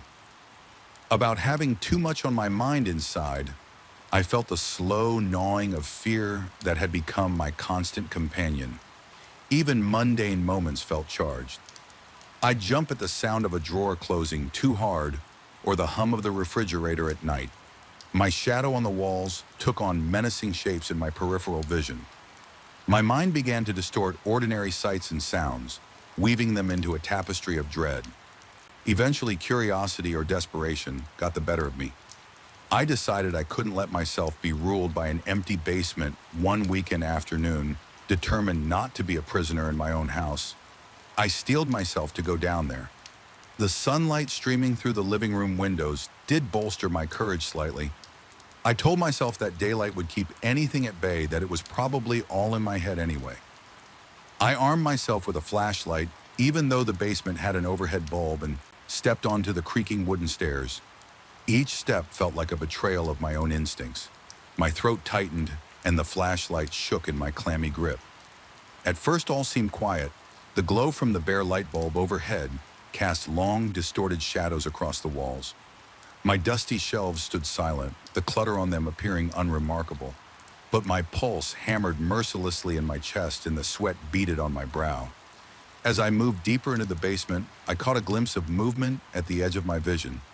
Something black and indistinct darted behind a shelf in the corner. I nearly dropped the flashlight, my breath hitching in my lungs. Stepping closer, I tried to see if there was anything there.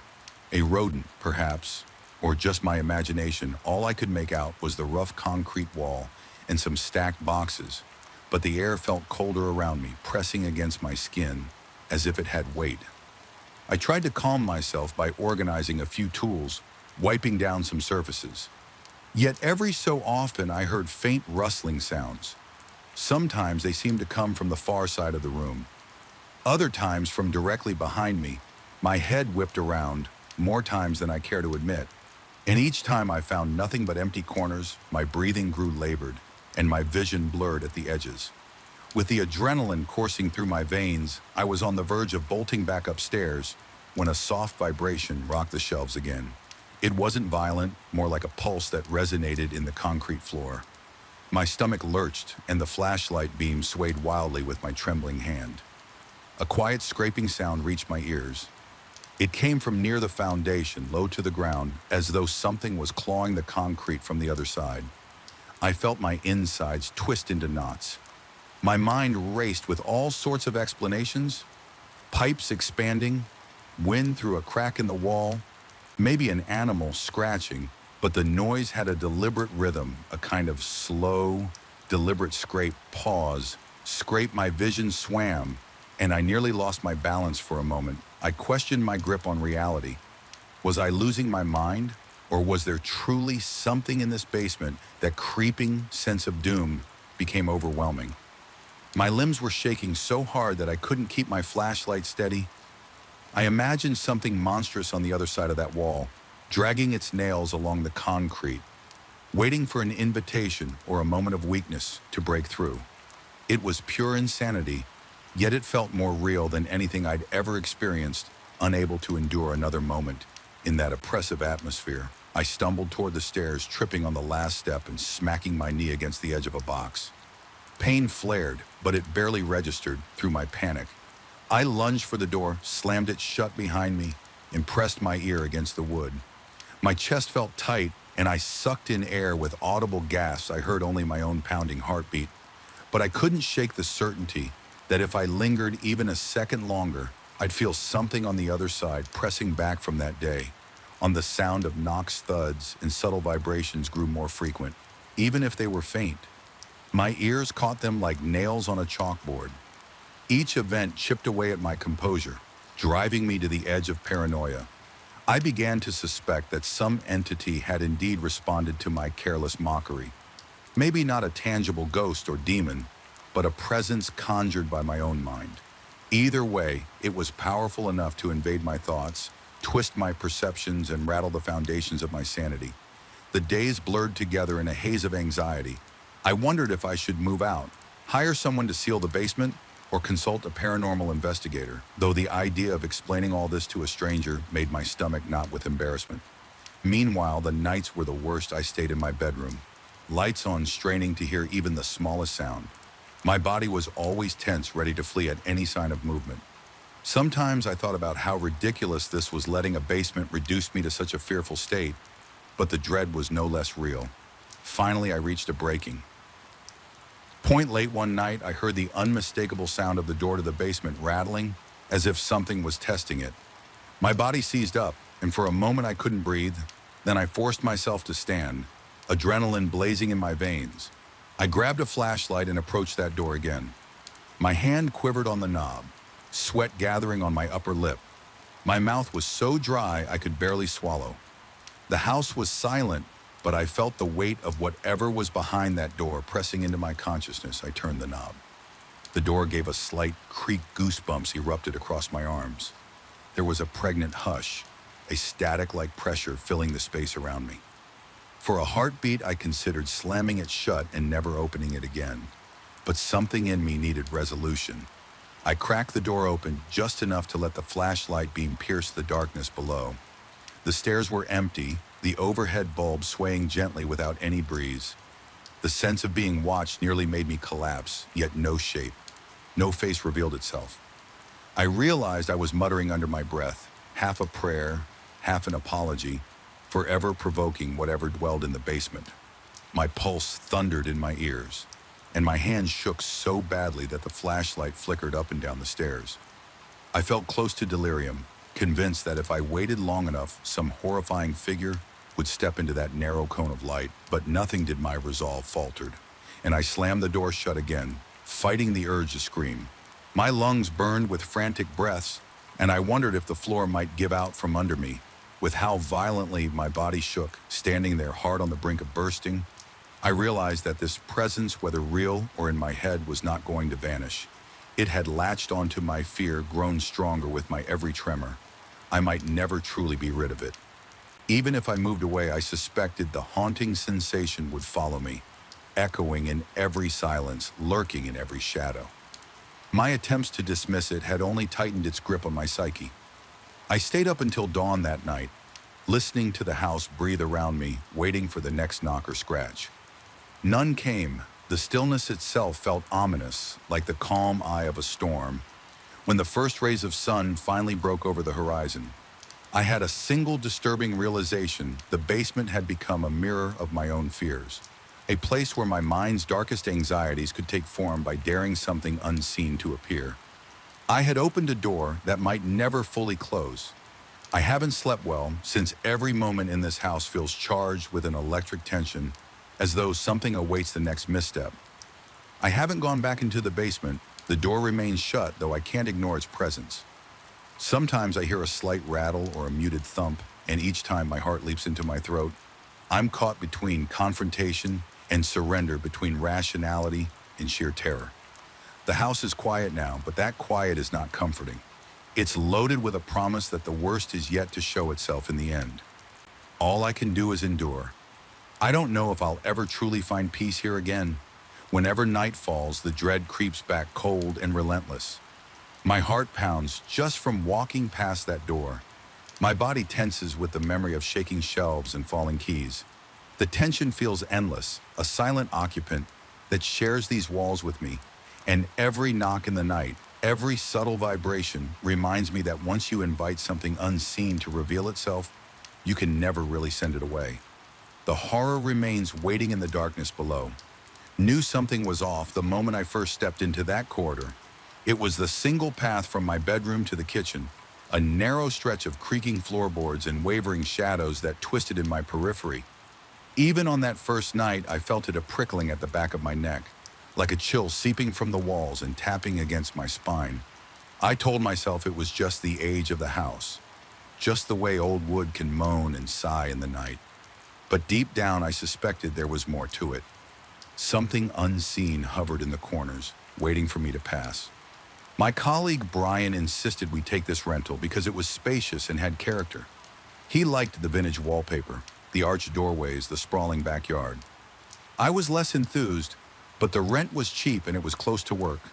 The landlord had no tragic stories to share, no rumored hauntings or ghastly legends. He called it a stately heritage home and left it at that. Brian moved into the larger bedroom down the hall, while I took the smaller one right beside that corridor. I quickly learned that the hallway itself was the biggest drawback every time I walked through. My pulse throbbed in my ears. My stomach clenched as if expecting a confrontation with something just beyond sight. It started subtly, barely noticeable at first. One evening I swore I heard a sigh in the darkness. Another time I heard what sounded like gentle footsteps. They were never loud enough to be sure I could always explain them away as the house settling, or perhaps Brian wandering around in the living room. But there was an underlying disc, a sense that the corridor itself was hungry for attention. The hair on my arm stood on end whenever I had to pass through, and my skin felt clammy, as if the atmosphere there were colder and thicker than anywhere else in the house. Brian didn't admit to feeling the same unease. He would shrug when I brought it up in a roundabout way, telling me everything was fine, that I needed to relax. I remember him saying in a casual tone that old houses always came with strange sounds and drafts. He also joked that maybe I had an overactive imagination privately. I wondered if I was just more sensitive or if I was genuinely losing my grip on reality, even when I tried to brush off my concerns. The next trip down that corridor would reignite all my fears. My teeth would clench involuntarily, and the weight in my chest felt like a block of ice pressing against my ribs. As weeks went on, the experiences intensified. It wasn't just the sounds anymore. I started noticing shapes in my peripheral vision, something dark and still, just standing there at the edge of the light, always gone. When I turned my head, sometimes it looked like a figure about my height, a smudge of shadow that felt profoundly wrong. Other times I sensed a presence looming behind me. My heart would pound so hard I could hardly breathe. My palms became slick with sweat, and I had to fight the urge to bolt for the kitchen or retreat to my room. The corridor was merciless, demanding attention. Even when I tried to ignore it one night after finishing a late shift, I returned to the house exhausted, eager for a quick meal before collapsing into bed. Brian's door was closed, but a faint glow leaked from beneath it. He was likely still awake. The rest of the house was dark and silent, except for the incessant groaning of the old pipes. As I crossed the threshold into the corridor, I felt an immediate drop in temperature. My breath came out in short, tense puffs, each exhalation sharpening my senses to a razor's edge. There was a tremor in my arms as though my body was warning me to stay away. Yet I forced myself to move forward. Halfway through the corridor, I heard a definitive step behind me, a single deliberate press of wood underfoot. I froze, my pulse throbbing in my temples. The entire corridor felt more confined, like the walls were leaning in slowly. I turned my head, expecting to see Brian, or maybe my own shadow, cast strangely, but there was only darkness, a cold, uncanny emptiness that made my stomach twist in knots. I stood there, unable to blink, until a second footstep echoed. It was close, uncomfortably close, and the air around me grew thick with dread. My lungs burned as I forced myself to breathe. That moment stretched on, taut as a wire about to snap. I felt my knees threaten to buckle. Yet some primal instinct commanded me to run. I bolted for the kitchen, nearly crashing into the fridge. My heart hammered like a wild drum, and my fingers fumbled to switch on the overhead light. Even in the fluorescent brightness, my chest was tight. My ribs and a tingle of electricity coursed through my limbs. The corridor looked different in that moment, more distorted, as though the floor stretched longer than usual, and the walls loomed closer. I nearly called out to Brian, but stopped, recalling how little help it had been before. Instead, I closed my door, locked it, and slumped to the floor, trembling. My skin was clammy with sweat, and my lungs felt tight. A pang of nausea gripped my gut. I kept hearing the memory of that faint sigh and the soft thump of phantom footsteps. It was impossible to rest when I finally crawled into bed. Exhaustion weighed me down, yet fear kept my eyes wide open. The corridor became the epicenter of my anxiety, an ever-present reminder of something intangible but undeniable. Not long after, the nightmares intensified. Some nights I swore I could hear voices just outside my bedroom door, as though muffled shapes were congregating in the corridor. Speaking in low, urgent tones, their presence felt invasive. My tongue would go dry, and my body would be seized by a pins and needles sensation that left me momentarily paralyzed when I finally mustered the courage to open my door. I would find the corridor empty, its floorboards as quiet as a grave. Each time my fear deepened, and I started doubting my senses even more. Was it possible that the house itself was feeding on my dread? Eventually, Brian noticed my jumpiness. He asked if I was feeling all right, mentioning I looked like I hadn't slept. I told him indirectly that something was off about the hallway and that I needed a break from the house. He suggested I go for a walk or maybe stay with a friend for a couple of days. I could hear concern in his voice, yet he never admitted to feeling that same oppression. There was no direct mention from him that he was aware of any presence lurking in the shadows. Whenever he passed me in the corridor, he seemed perfectly calm. I hated that it felt like the house singled me out, like I was the only one who could sense this intangible force that night. I made a decision I would confront it, or at least try to. Standing at the doorway of my room, I forced myself to stare down the corridor without blinking. My heart thudded against my chest so violently that I felt the pulse in my throat. I breathed in shallow gasps, fighting the urge to close my eyes. The corridor was dark except for a faint glow from the kitchen lamp at the far end. The distance between me and the kitchen seemed greater than usual, as though the house had stretched itself into some twisted labyrinth. With each slow step, the floorboards groaned beneath my feet, and the atmosphere grew heavier. It felt like walking underwater, each movement requiring immense effort. My ears picked up the faintest shuffle behind me, but I refused to look back. Cold sweat trickled down my temples and my vision flickered as anxiety started to overwhelm me. My instincts screamed at me to run back to my room and lock the door. Still, I pressed on, determined to uncover whatever was haunting me around the halfway point. The air pressure changed, my ears popped, and a strange static hiss buzzed in my head. I had the sudden impression that something was leaning in close, brushing against the back of my neck. An involuntary shudder racked my body, and I nearly stumbled forward. My lungs burned with the effort to maintain composure. That was when I glimpsed it, the distinct silhouette to my right. Not a fleeting blur this time, but a solid shape, a humanoid darkness that stood there silent and unmoving. My mouth went bone dry, every muscle in my body screamed at me to flee, but a stubborn part of my mind insisted I hold my ground. I turned my head slowly, heart pounding so loud it felt like a drum in my skull, and finally faced it. The thing was only a few paces away, motionless.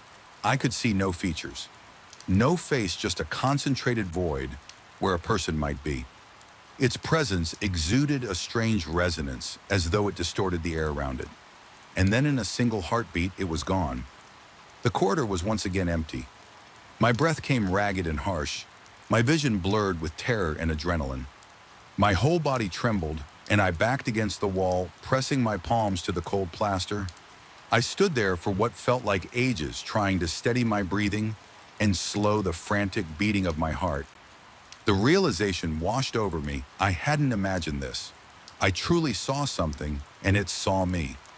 I retreated to the kitchen, leaning heavily against the counter, heart still hammering my arms, shook, and every breath felt like I was inhaling shards of glass. I glanced back at the corridor, an ordinary hallway, aged and unassuming, yet I knew it was anything but ordinary. Something was in there, something that fed on the dread it invoked. Brian found me in the kitchen later, eyes wide and face pallid. He asked what was wrong, and I told him as calmly as I could that I had finally seen it. He looked at me with deep concern, suggesting I find help or talk to a professional. He assured me he would give me space to handle it. However, I needed, part of me sensed pity in his tone, as if he thought my grip on reality was slipping. I couldn't bring myself to argue. Maybe I was losing it, or maybe something else was truly dwelling in this house, visible only to those vulnerable enough to notice. That evening, I made another decision. I had to leave. Whether I was imagining everything or not, I couldn't remain in that suffocating environment. My sanity was fraying with each passing day. I packed as many of my things as I could, ignoring the guilt over leaving Brian. My hands were unsteady and cold sweat dotted my brow. My breathing was shallow and my nerves felt like live wires under my skin. I kept hearing that same sigh, echo in my head over and over, like a reminder that something lurked just out of sight on my final pass through the corridor, carrying 2 bags and an overnight case. I steeled myself, the floor creaked under every step, and I was painfully aware of the suffocating darkness brushing against my peripheral vision. My heart raced so violently that I tasted copper in my mouth as I reached the far end. A sudden and overwhelming weight enveloped me, a pressure that made my knees buckle. I paused, breath stuck in my throat, convinced that if I turned around, I would see it standing just inches from me, perhaps leaning in with that featureless stare. But I didn't turn. I forced my leaden feet to keep moving until I crossed into the kitchen and out the side door. Once outside, I released a shaky breath. I didn't realize I'd been holding. The night air felt almost warm compared to the corridor's bone-deep chill. My heart still pounded painfully and my body was coated in a clammy sweat. But I felt a liberation, however brief. There was an eerie sense of being watched through the windows, as though whatever was in the house might be peering at me from behind the curtains. I refused to look back. I got into my car, cranked the ignition, and drove off with my hands gripping the steering wheel so tightly my knuckles turned white. I wish I could say that I found a neat conclusion or a rational explanation, but the truth is, I still feel haunted by that corridor. Even now, my mind wanders to it in the dead of night, replaying the footsteps, the sigh, the silhouette. My dreams bleed with images of walls closing in, of a darkness that stands just behind my shoulder. That old house remains as it was, unremarkable to most observers, yet teeming with a presence I cannot deny. And part of me wonders if it's out there waiting patiently for someone else to notice its quiet call in the darkness. When the wind blows late at night, I almost hear that sigh again, beckoning me to remember what I left behind and to fear that it might one day find me again. I remember the first time it happened. The office lights were blazing fluorescent. The LED indicators on the servers glowed steady and calm, and the hum of modern technology filled the room with an oddly soothing undertone. It was the kind of environment that usually reassured me.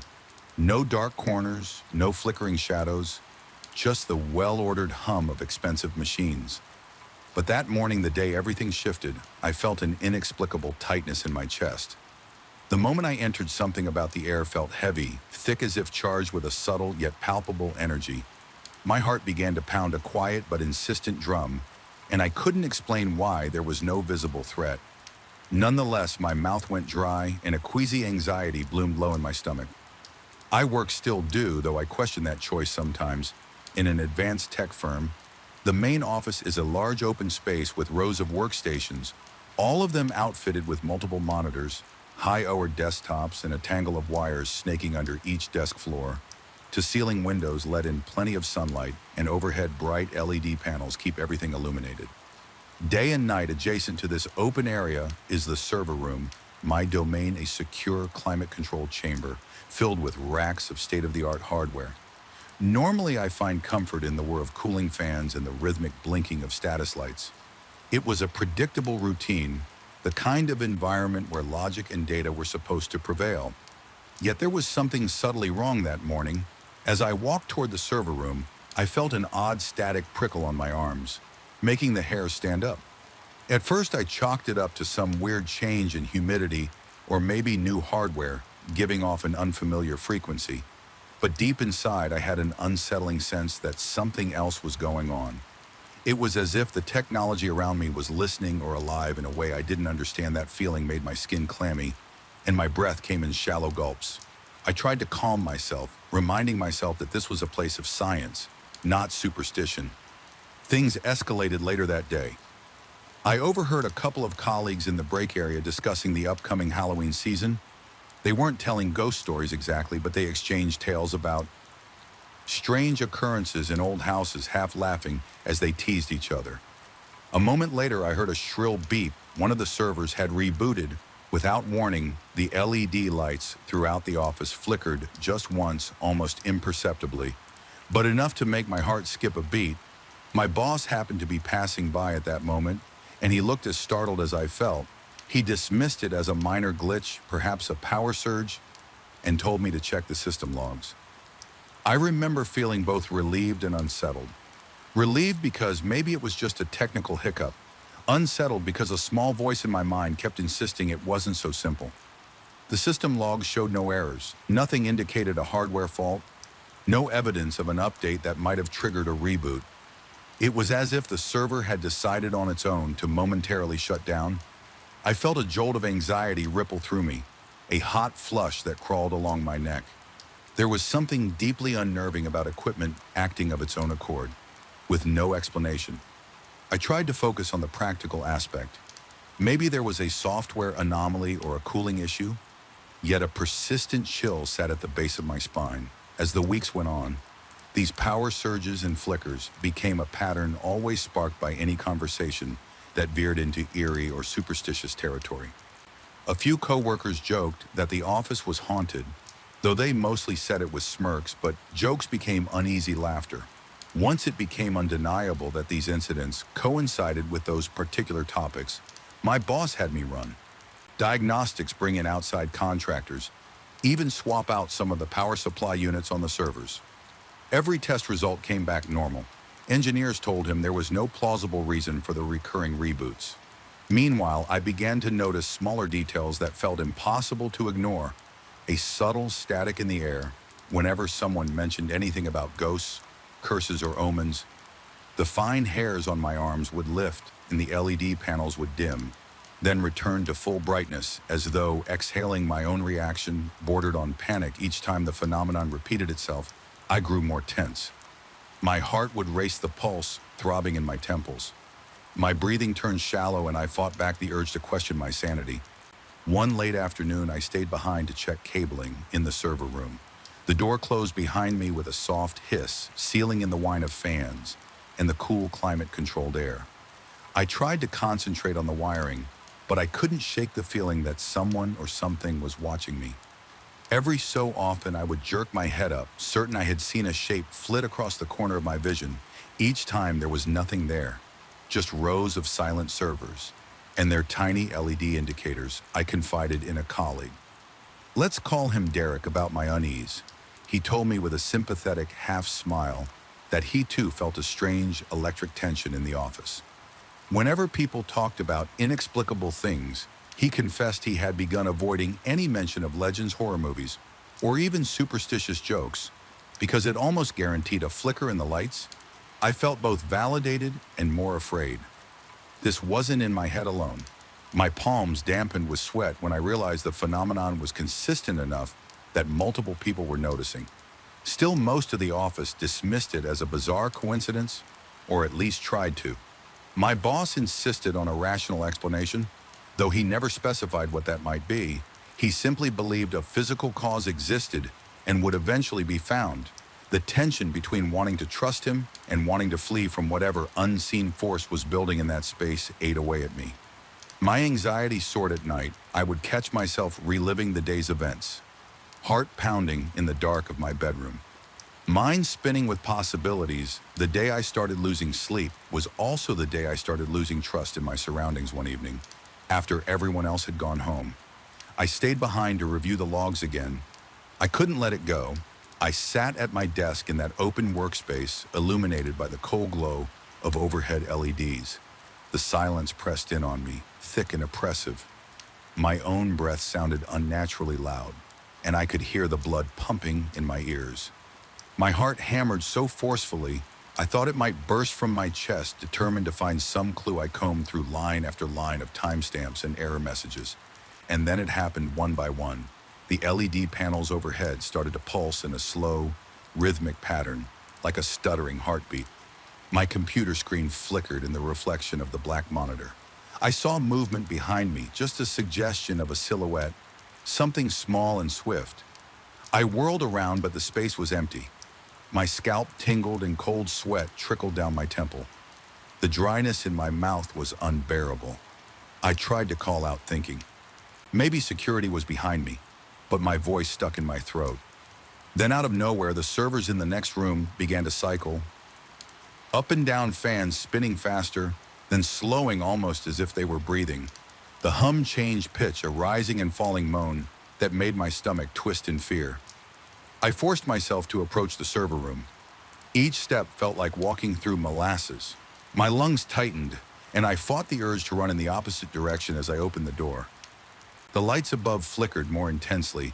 A wave of dizziness hit me as the flickering synchronized with my pounding heartbeat. For a few seconds, I lost track of time. I couldn't tell if I'd been standing there for moments or hours. The entire room seemed to pulsate.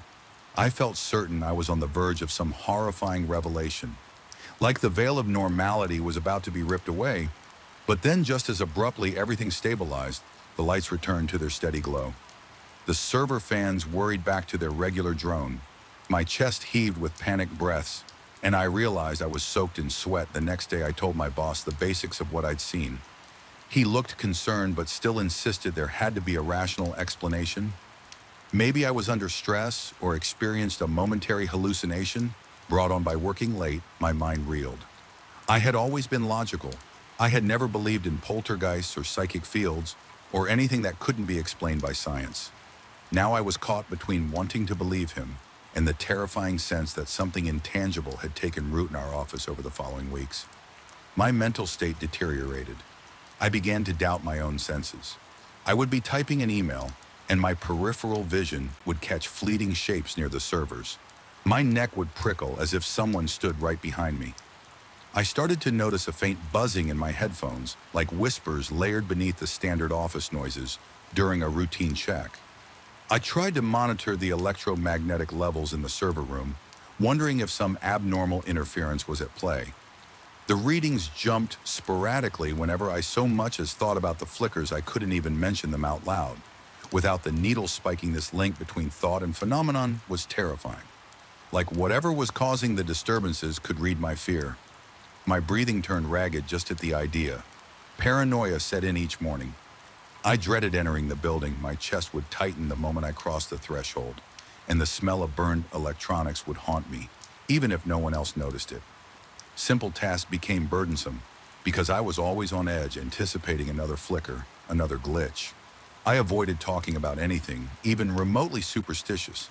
But it didn't matter. The tension in the air had matured into a constant, oppressive weight. Coworkers began to notice that I looked pale and jumpy. Some quietly asked if I was all right, but I could see the uncertainty in their eyes, as though they suspected I might be unraveling. Sometimes I felt surges of anger or desperation, and the lights would respond with a brief blink, as if the entire system was acknowledging my distress. At those moments, I could hardly breathe. It became impossible to separate my fear from the swirling undercurrent of energy that seemed to saturate every device in the office. My heart often felt like it was clawing its way out of my chest, and I would taste bile at the back of my throat one late night with almost everyone gone. I decided I needed to confront whatever was happening. I sat down in the darkened office, the only illumination coming from the distant glow of streetlights and the soft LEDs on idle computers, taking slow measured breaths. I forced myself to speak out loud, not caring if anyone else heard. I asked whatever was in that space to show me a sign to make me understand. My voice trembled and my lips felt numb, but I pushed the words out. The silence that followed seemed to expand, a hollow vacuum of anticipation. Then gradually I felt the atmosphere shift. It was as if the entire building inhaled. The overhead lights began to pulse again, but more faintly this time, like a gentle heartbeat. The servers in the adjacent room came alive with a low resonance that vibrated through my bones. I realized with a jolt of panic that the phenomenon was responding to me. My lungs felt too small and cold. Sweat trickled down my back despite the overwhelming terror. There was also a strange sense of connection, as though I was bridging a gap between the tangible and the intangible. It felt like I was being urged to accept something horrifyingly beyond normal comprehension. Then it ended, just ended. The lights returned to normal, and the servers quieted to their usual operational hum. My entire body shook, and I almost collapsed. There was no definitive answer, no clear message, just this impression that the entity or force, or whatever it was, had acknowledged me. I stood there trembling, uncertain whether this was more horrifying or more reassuring. The next day, I told my boss that I had a solution. I would do my best to ignore the phenomenon and ensure no one in the office discussed anything related to horror, superstition, or paranormal events. He seemed taken aback but didn't argue. There was an unspoken pact among some of us to avoid all mention of those subjects for a time. The flickers subsided, the reboots became less frequent, but the tension never really disappeared. It was like living with a coiled snake under the floorboards. Maybe it wouldn't strike if we tiptoed around it, but we all sensed it was still there.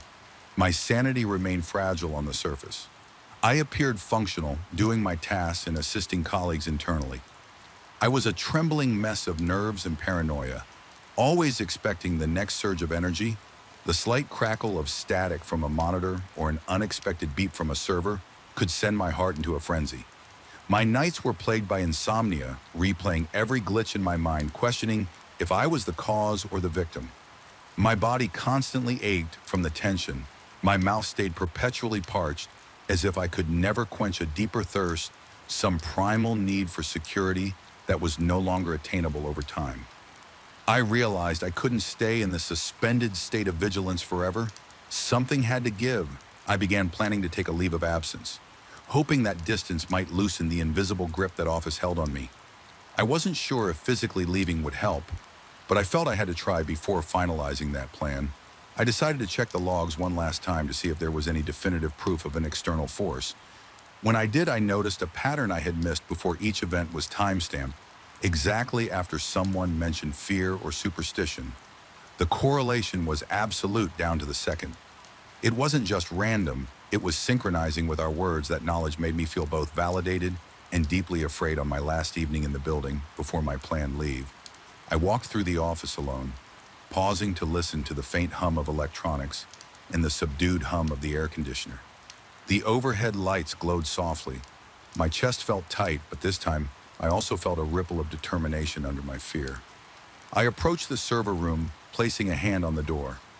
The metal was cold to the touch, but a weird warmth pulsed beneath my palm like a hidden current. I whispered an internal farewell, acknowledging whatever presence lurked there. My heart pounded, but I felt a sliver of resolve. Sometimes acceptance is the only way to lessen the terror of the unknown. That was 2 weeks ago, and I'm still trying to process what happened. I haven't returned to the office yet. My boss messaged me indirectly through a text, so I wouldn't have to hear his voice tremble. That things have been stable, no more flickers, he said. The place feels oddly subdued, as if an electrical weight lifted part of me. Wonders if my own presence was fueling it, feeding that intangible force with my mounting anxiety. Part of me worries that eventually I'll have to go back and everything will start again. The thought of stepping inside that building makes my stomach lurch. I keep replaying the final moments, that charged silence before I left, when it felt like the entire space was holding its breath. I can't shake the idea that it was letting me go rather than me escaping it. Sometimes late at night, I swear I sense static in the air at home, or see a light flicker momentarily in my peripheral vision. It makes my heartbeat thunder in my ears. Every nerve in my body braces for the possibility that I brought something home with me. I haven't found a neat explanation. No official diagnosis, no scientific justification. All I know is that the office's environment became a mirror of our fears. It thrived on them in its own silent, pulsing way. Whether it's truly gone or simply biding its time, I can't say. But the uneasy truth remains: some things respond to our minds and our deepest dreads in ways logic can't untangle. And that is perhaps the most terrifying realization of all, that sometimes the more we question, the darker the shadows become. I first felt it in the pit of my stomach, a cold, nauseating twist that turned my normal commute home into a nerve. Rattling gauntlet, it was the sensation of unseen eyes drilling into my back each evening. As I crossed the parking lot, I sensed a presence lingering behind me, just out of sight. I tried to rationalize it, telling myself it was nothing more than an overactive imagination, sparked by a run of late nights and job stress. But deep down, I knew better. The feeling was too strong, too persistent, and it was about to become much worse than I ever expected. My name is Alan, and a few months ago I started noticing that one of my coworkers, Melissa, had developed an unusual interest in me. At first I brushed it off as a friendly attempt to get to know someone on the same project. She would approach me during lunch breaks, ask questions about my hobbies, and even laugh a little too enthusiastically at my half-hearted jokes. It felt harmless, if a bit. Cloying, I was used to office camaraderie, and her attention seemed fairly normal, but soon odd details piled up. Repeated attempts to sit beside me in every meeting, frequent run-ins at my locker, and a habit of lingering outside the conference room whenever I worked late. I started to get that subtle, prickling sense of being watched, even when my eyes were focused on the computer screen. During those early weeks, I reassured myself that coincidences happen in offices all the time. People often drifted to those they found interesting or had some shared interest with. But there was a darker current in the air that I couldn't define. My palms would grow clammy when she was around. My breath would quicken at her approaching footsteps each time I opened my email. I half expected to see her name in my inbox. And of course I did constantly. She would send me messages about the smallest things, a stray comment in a meeting, a shared reference to a movie I had casually mentioned, or even random greeting cards wishing me a pleasant afternoon, as if we were close friends. The messages themselves were not threatening, but their volume and tone were off. They arrived so frequently that I would get 2 or 3 in a single workday, typically signed off with an overfamiliar "take care of yourself," or "I'm always here." If you need to talk over time, I noticed that she started asking personal questions, but not in a friendly way. She wanted to know where I liked to hang out after work, which restaurants I frequented, and whether I lived alone. It began to feel intrusive, but I had no evidence of actual wrongdoing. Everyone else in the office regarded Melissa as an overly helpful team member, someone who was always volunteering to pick up extra tasks. Nobody seemed to notice anything amiss, and so I rationalized that I was overreacting. I tried to keep my distance without being impolite. That approach failed spectacularly. One evening, I was at a small bookstore near my apartment, a place I'd visited often to unwind. I'd never told her about it. I like to think of it as my secret refuge from the daily grind. I was flipping through a novel in the dimly lit aisles, lulled by the mellow smell of old paper. When I caught a flicker of movement in my peripheral vision, I glanced up and saw her at the end of the aisle staring straight at me. My heart hammered and my mouth went instantly dry. She offered a strange smile that didn't reach her eyes, then came closer, holding a book she claimed was on her reading list. She said something about having stumbled upon the bookstore by chance, though her tone suggested she wasn't being entirely honest. I felt my pulse throbbing at my temples, and a thin sheen of sweat broke out on my forehead. Instinct urged me to get away, so I mumbled an excuse about needing to run errands as I headed out the door. My hands trembled so violently that I struggled to fit my key into the car's ignition. From that point on, it was as though she had discovered the blueprint of my life. She began popping up at my favorite cafe, arriving just as I was about to leave. Sometimes I spotted her car in the grocery store parking lot, parked 2 rows behind mine. More than once, I looked out my apartment window at night and thought I saw her silhouette on the sidewalk, illuminated by the sickly yellow glow of a street lamp. Each time my heart pounded against my ribs, and a chill raced down my spine. I tried telling myself I was just paranoid, that I was misunderstanding her intentions, but then it escalated in a way I couldn't ignore. One afternoon, I found a small note tucked beneath my windshield wiper. The words were written in neat cursive, instructing me to look behind you. Next time, my entire body tensed, as if an icy hand had clamped onto my neck. Though the message was short, it radiated a creepy possessiveness, like she was daring me to acknowledge her constant surveillance. Soon, more of these notes began appearing, always brief, but undeniably unnerving. I saw you leave late last night. You never answer my emails quickly. I know you're reading this. Each discovery brought a fresh spike of dread, and my stomach knotted at the thought of how she always seemed one step ahead, perfectly aware of my daily routines. Around that time, I also realized she had photos of me that I had never sent her. A coworker commented that Melissa showed them pictures of me at some office event, but I had no recollection of giving her those images, and the coworkers swore they were taken outside the office.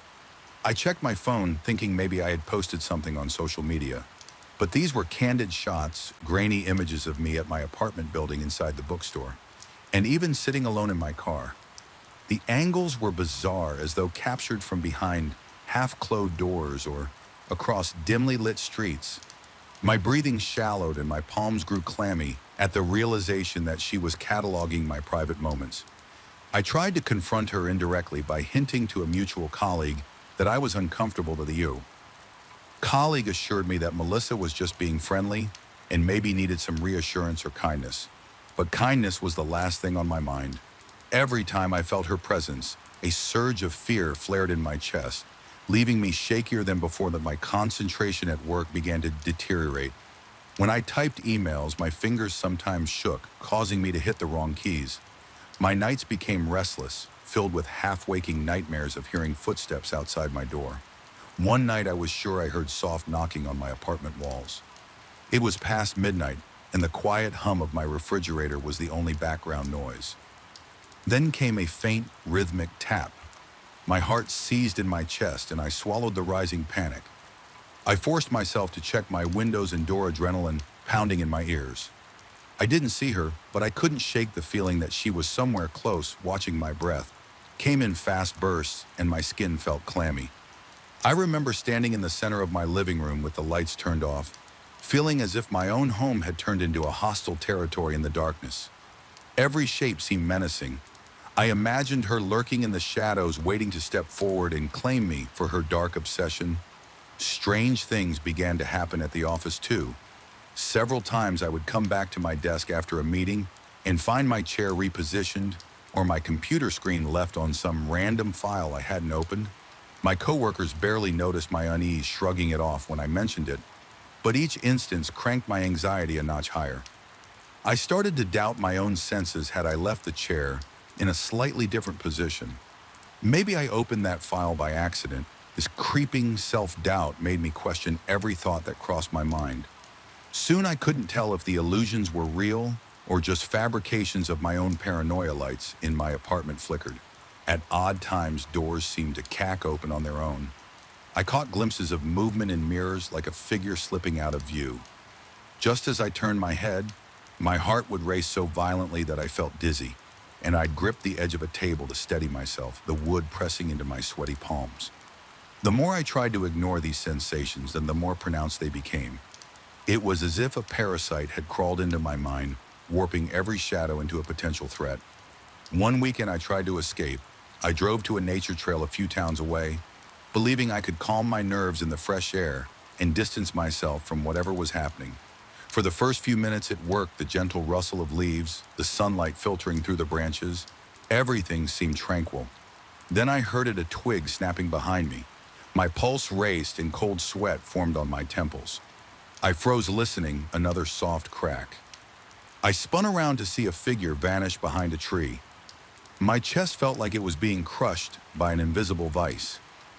I rushed back to my car, and my foot pressed so hard on the gas pedal that I almost sped off the dirt road. Even out here, I realized I couldn't escape her presence. The fear had followed me when I returned to my apartment.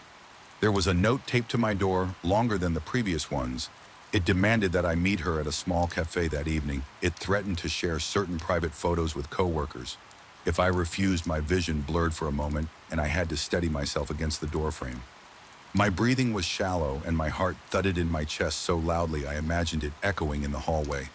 This had crossed a line into blackmail, and I felt dread creeping up my spine. My mind raced with questions. How far would she go? Would she break in while I was gone? Was she capable of actual violence? I knew I couldn't handle this alone. The next day, I confided in a trusted friend describing the situation in hushed, shaky tones. They urged me to file a report or at least contact someone in HR. I did both, albeit hesitantly. HR gave me generic advice about setting boundaries and offered to speak with her if necessary. The police noted my statements but explained they needed clearer evidence of wrongdoing. My friend suggested I stay over at his place for a while. I agreed, stuffing the most important belongings into a duffel bag and leaving my own apartment in a hurry for a week. I slept in my friend's cramped guest room every night, jolting awake to the slightest noise. Even there, I had nightmares about her standing at the foot of the bed, her figure silhouetted in the flickering streetlight whispering my name. My friend said I sometimes woke him up with frantic shouts, though I had no memory of doing, so I was on high alert, and the anxiety was eating away at my sanity. I tried to maintain my routine going to work and checking in with HR, but the idea of seeing Melissa by the water cooler, or worse, alone in the hallway, made my heart pound uncontrollably. Eventually, the company took the allegations more seriously. She was asked to avoid direct contact with me unless absolutely necessary for work. For a short while, things seemed to calm down, but the tension in the air was still thick, an electrical buzz that set my nerves on edge. Every time I walked past a corridor, I couldn't help but glance over my shoulder. Every ring of my phone filled me with dread. On one particular evening, I stayed late to finish a deadline. The entire office floor was nearly deserted, illuminated by cold fluorescent lights that left large swaths in half shadow. My eyes itched from hours staring at the screen, and the thick silence was interrupted only by the hum of the air conditioning. I sensed a presence behind me so distinct that the hairs on my neck stood on end. I spun around, half expecting her to be there. Nothing, a wave of relief trickled through me, leaving my muscles slack and trembling. But then behind the partition, I caught movement. I heard a soft shuffle like a shoe scraping against the carpet. My pulse spiked, and for a few seconds I was too terrified to move. Gathering whatever courage I had left, I crept forward every step, as cautious as if I were crossing a minefield as I rounded the partition. I saw a shape in the dim corner. Someone crouching. My heart battered my ribs, and I stifled a gasp. But before I could speak or do anything, the shape darted out of sight, disappearing into a corridor that led to the emergency exit. I stood there, uncertain whether to follow my body, felt paralyzed by fear. A cold sweat drenching the back of my shirt. I decided not to pursue. Instead, I packed up my laptop in a frantic rush. My hands shook so badly it took 2 attempts to zip my bag. The entire time I expected to feel a hand clamping onto my shoulder. My breath rasped in my throat, and I could taste the metallic tang of panic. I left the office, practically sprinting to my car once inside. I locked the doors immediately, feeling my heartbeat throb in my ears. I sat there for a moment, drenched in adrenaline, scanning every window and shadow for any sign of movement. Then I started the engine and drove away. I decided that night I had to make a drastic change. I spoke with HR once more, contacted the authorities again, and on the advice of a security consultant, began the process of transferring to another city office. My routine changed as well. I altered my driving routes, varied my supermarket runs, and stayed off social media altogether. Paranoia had become a constant companion, but slowly I felt a small measure of safety returning. After a few weeks of careful planning, I officially transferred out. I never saw Melissa again, at least not face to face. Yet to this day, I'm haunted by a lingering sense that she never really let me go. Sometimes, late at night, I hear a faint tapping on the walls of my new apartment, or I catch sight of a vaguely familiar figure in reflective surfaces. I feel the same oppressive presence in empty hallways as though I'm still being watched. My heart leaps into my throat each time my palms go slick with sweat, and I can't help but remember every horrifying moment of her fixation. The questions still gnaw at me. What was she truly capable of? Was it all an elaborate stalker's game? Or was there something more? Something beyond mere obsession? I wish I had a definitive ending to the story, but all I have is the uneasy truth I managed to escape her immediate reach, but I never escaped the fear she planted in my mind when I locked my door at night. I double-check it, triple-check it, convinced that if I let my guard down for even a moment, I'll find another note, or catch a silhouette drifting past my window. That sensation in the pit of my stomach, the cold twist of dread, it never fully went away. And the worst part is that sometimes I'm not sure if I hear her footsteps in the hallway or if it's just the echo of my own terror following me. Wherever I go, I first realized something was wrong the night the motion-activated lights in my apartment corridor flickered in tandem with my own heartbeat. It was past midnight, and I was just returning from my shift at the supermarket. Those lights always turned on when I passed by, but that evening they blinked and buzzed, creating a staccato effect that made me feel as though I was stepping into some dreadful stage performance.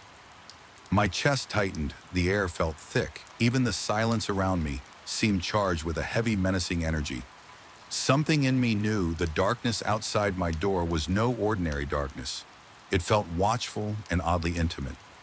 I remember unlocking my door with shaky hands, the key scraping against metal sounding louder than it should have, and that was just the beginning of a long, unnerving experience that made me question every previously solid aspect of my existence. I have always been a cautious person by nature, never one to take unnecessary risks. Working as a cashier at a local supermarket seemed low-key enough for my temperament. I liked the routine greeting customers, scanning items, making polite small talk, and then moving on to the next person in line. Occasionally, I would get the usual rowdy customer who demanded a discount or complained about prices, but there was a certain comfort in the simplicity of my job. At least that's what I used to think. The first time I noticed the man was on a Monday afternoon. I was busy sorting out my register as the supermarket had just opened. He was standing at the end of my lane, not picking out any items, just waiting. There were other cashiers already open, but he didn't seem interested in them. He appeared to be in his late 40s with pale skin and a thin frame. His eyes were an unsettling shade of gray, and he stared at me with what I initially perceived as eagerness. I rang him up quickly, noting that he only purchased a small pack of gum and a bottle of water. I tried to dismiss. If people are odd. Sometimes I thought maybe he just liked my line for some innocent reason. But he came back the next day, and the day after that, he was always there the moment I opened my lane, regardless of what time I started. If I had to take a bathroom break or help out in another section, I would see him shuffling around the store, glancing at the magazines or frozen foods, waiting for me to return. At first, his behavior was more off-putting than frightening. I tried to convince myself that he was just a friendly guy with a weird way of showing it. Yet every time he approached the checkout, my pulse quickened. I couldn't place why something about his demeanor went beyond simple friendliness. Perhaps it was the way his eyes locked onto mine, never wavering or blinking enough, or the way he made a point of leaning in too close, whispering casual remarks under his breath. While I scanned his items, he started asking questions about my day. That in itself wasn't alarming. Customers do that, but his inquiries quickly became more personal. He wanted to know where I lived, if I lived alone, if I had a partner, what kind of car I drove, and which route I took to get home. My responses were curt and guarded. I attempted to deflect by asking if he found everything he needed, or if he wanted to use a store membership card. He would smile as though we shared a secret and imply that he didn't need any membership card, because he always made sure to come to my line. Specifically, the way he said it, with that conspiratorial tone, made the hair stand up on the back of my neck one evening. After a particularly long shift, I felt utterly drained. I closed up my register and headed out to the parking lot. The day had been cloudy, and by the time I stepped outside, the night sky looked almost purple. The streetlights cast an eerie glow on the wet asphalt. Then I saw him. He was leaning against the hood of my car, arms crossed as if we were old friends meeting for a late-night chat. My stomach lurched, and a wave of cold sweat broke across my forehead. He greeted me by my first name. Even though I'd never told him what it was, I recall feeling my legs tremble. My breath got caught in my throat, and my vision blurred for a moment, as though reality had decided to tilt just enough to make me queasy. He began talking about how he had seen me leave the store alone every night, and how he worried about me, wanted to make sure I was safe. I couldn't bring myself to meet his gaze. I mumbled an excuse about needing to get home quickly and brushed past him, opening my car door.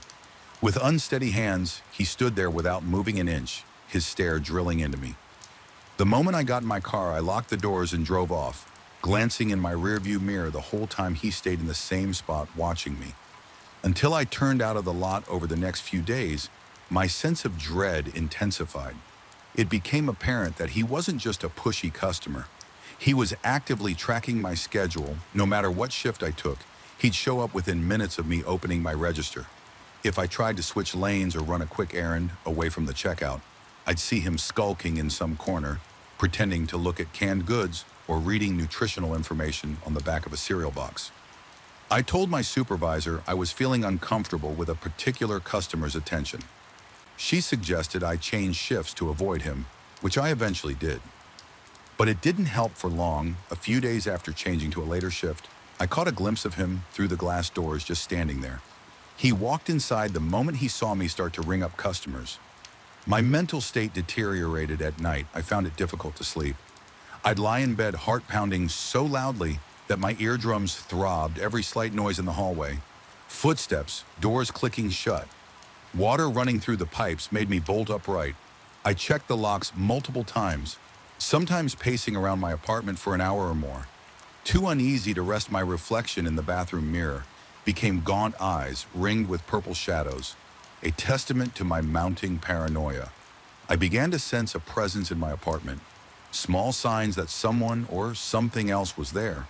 A door slightly ajar that I knew I'd closed, a misplaced mug, a light turned on when I was sure I had shut it off. At first I blamed exhaustion and stress, but the coincidences piled up to a point where I no longer felt they could be mere accidents. One night, as I was drifting into a restless sleep, I heard a sound in the living room, like someone running a fingernail across the wall.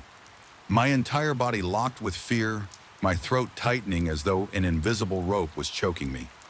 I told myself it was the building's pipes or the old wooden floors settling, but the sound repeated, almost methodical, reminding me of someone lightly tapping or scratching, just enough to be heard. I leaped out of bed, grabbed the flashlight from my nightstand, and forced myself to look around. Nothing was there, but that didn't comfort me. In fact, it made things worse. The emptiness of the room felt loaded with threat, as if something intangible hovered in the corners, watching and waiting in the daylight. I tried to rationalize my fear. I told myself that the man was just a stalker, a run-of-the-mill creeper who had latched onto me for some inexplicable reason. Yet as time went on, his presence seemed to grow beyond mere physical stalking. There were moments in the supermarket where I felt his gaze on me before I even spotted him. The edges of my vision would blur, and my chest would constrict when I whipped my head around. I'd see him in an aisle leaning to the side to peer at me, or standing behind a display shelf, always too far to speak, yet too close to ignore. Sometimes I caught faint reflections of him in shiny surfaces, windows, mirrors, even the metal backing on the inside of the candy racks at the store. It became a twisted game of hide and seek, and I never felt I was the one seeking. Instead, I was perpetually aware of being the sought. My boss told me to remain vigilant and not to engage. I considered going to the police, but I couldn't pinpoint anything overtly illegal. He hadn't threatened me verbally, he just existed in my space constantly. That in itself was terrifying enough to feel like a threat. But I worried the authorities would brush me off as paranoid. One particularly rainy evening, I stayed late to restock shelves. The thunder outside echoed through the store, and the fluorescent lights overhead flickered now and then, which only amplified my anxiety. I was alone in the aisles trying to speed through the last bit of work when I heard the soft hum of footsteps behind me.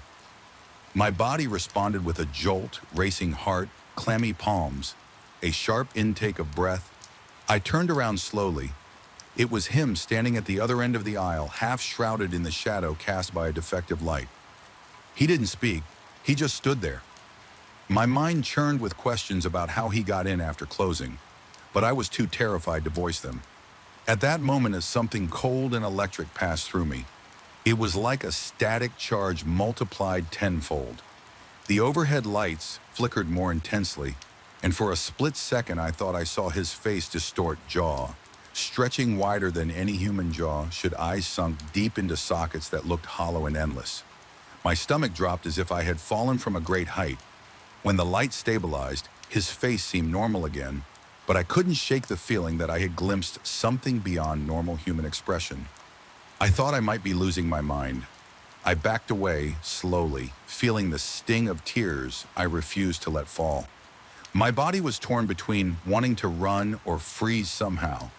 My survival instinct kicked in just enough for me to force my legs to move. I half walked, half ran toward the employee exit. The entire store felt uncanny and warped, as if the aisles were stretching. A dull, ringing sound filled my ears, and the rhythmic pounding of my heart seemed to sync with the flickering lights. When I reached the exit, I fumbled with my keys and nearly dropped them twice before I managed to unlock the door. I didn't glance back. I didn't want to see him see it again.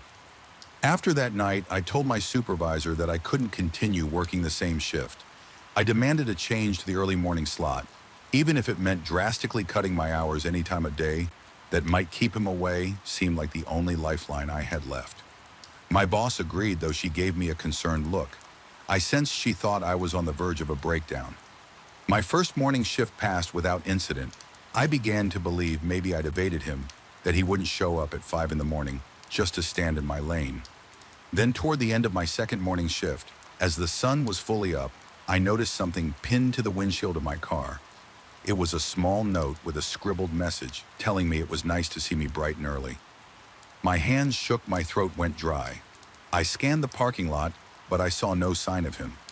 However, my relief was short-lived, because that sense of being watched came roaring back, a prickling across my skin that made me feel both cold and feverish.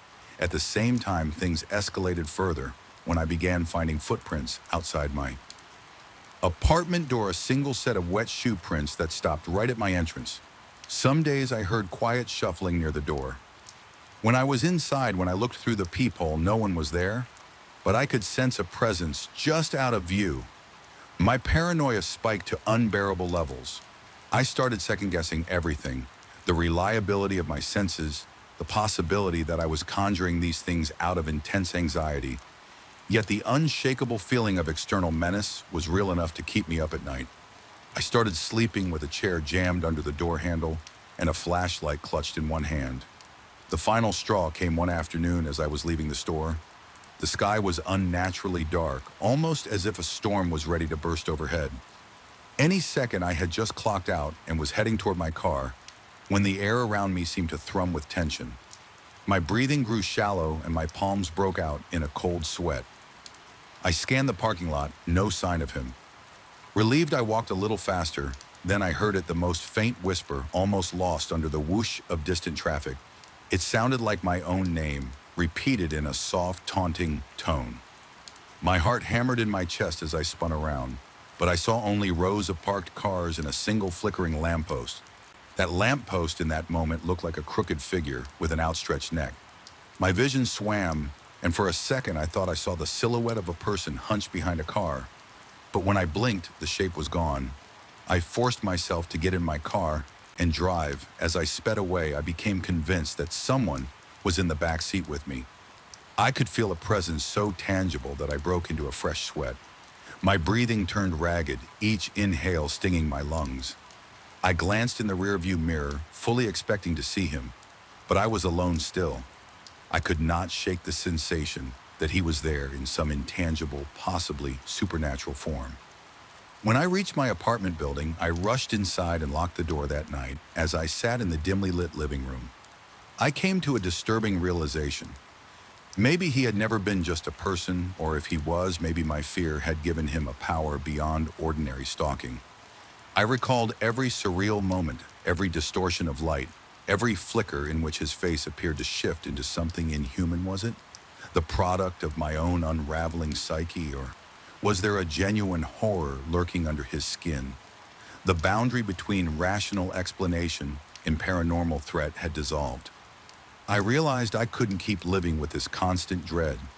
I made the decision to leave at least for a while, pack a few belongings, stay with a friend in another town, and consider never returning on my last night in that apartment. I heard more tapping on the walls, more whispers in the darkness. I packed my things to the sound of scuttling footsteps above my ceiling. Even though the apartment above was vacant, every hair on my body stood on end as I crossed the threshold for the final time, triple checking that I left nothing essential behind the corridor.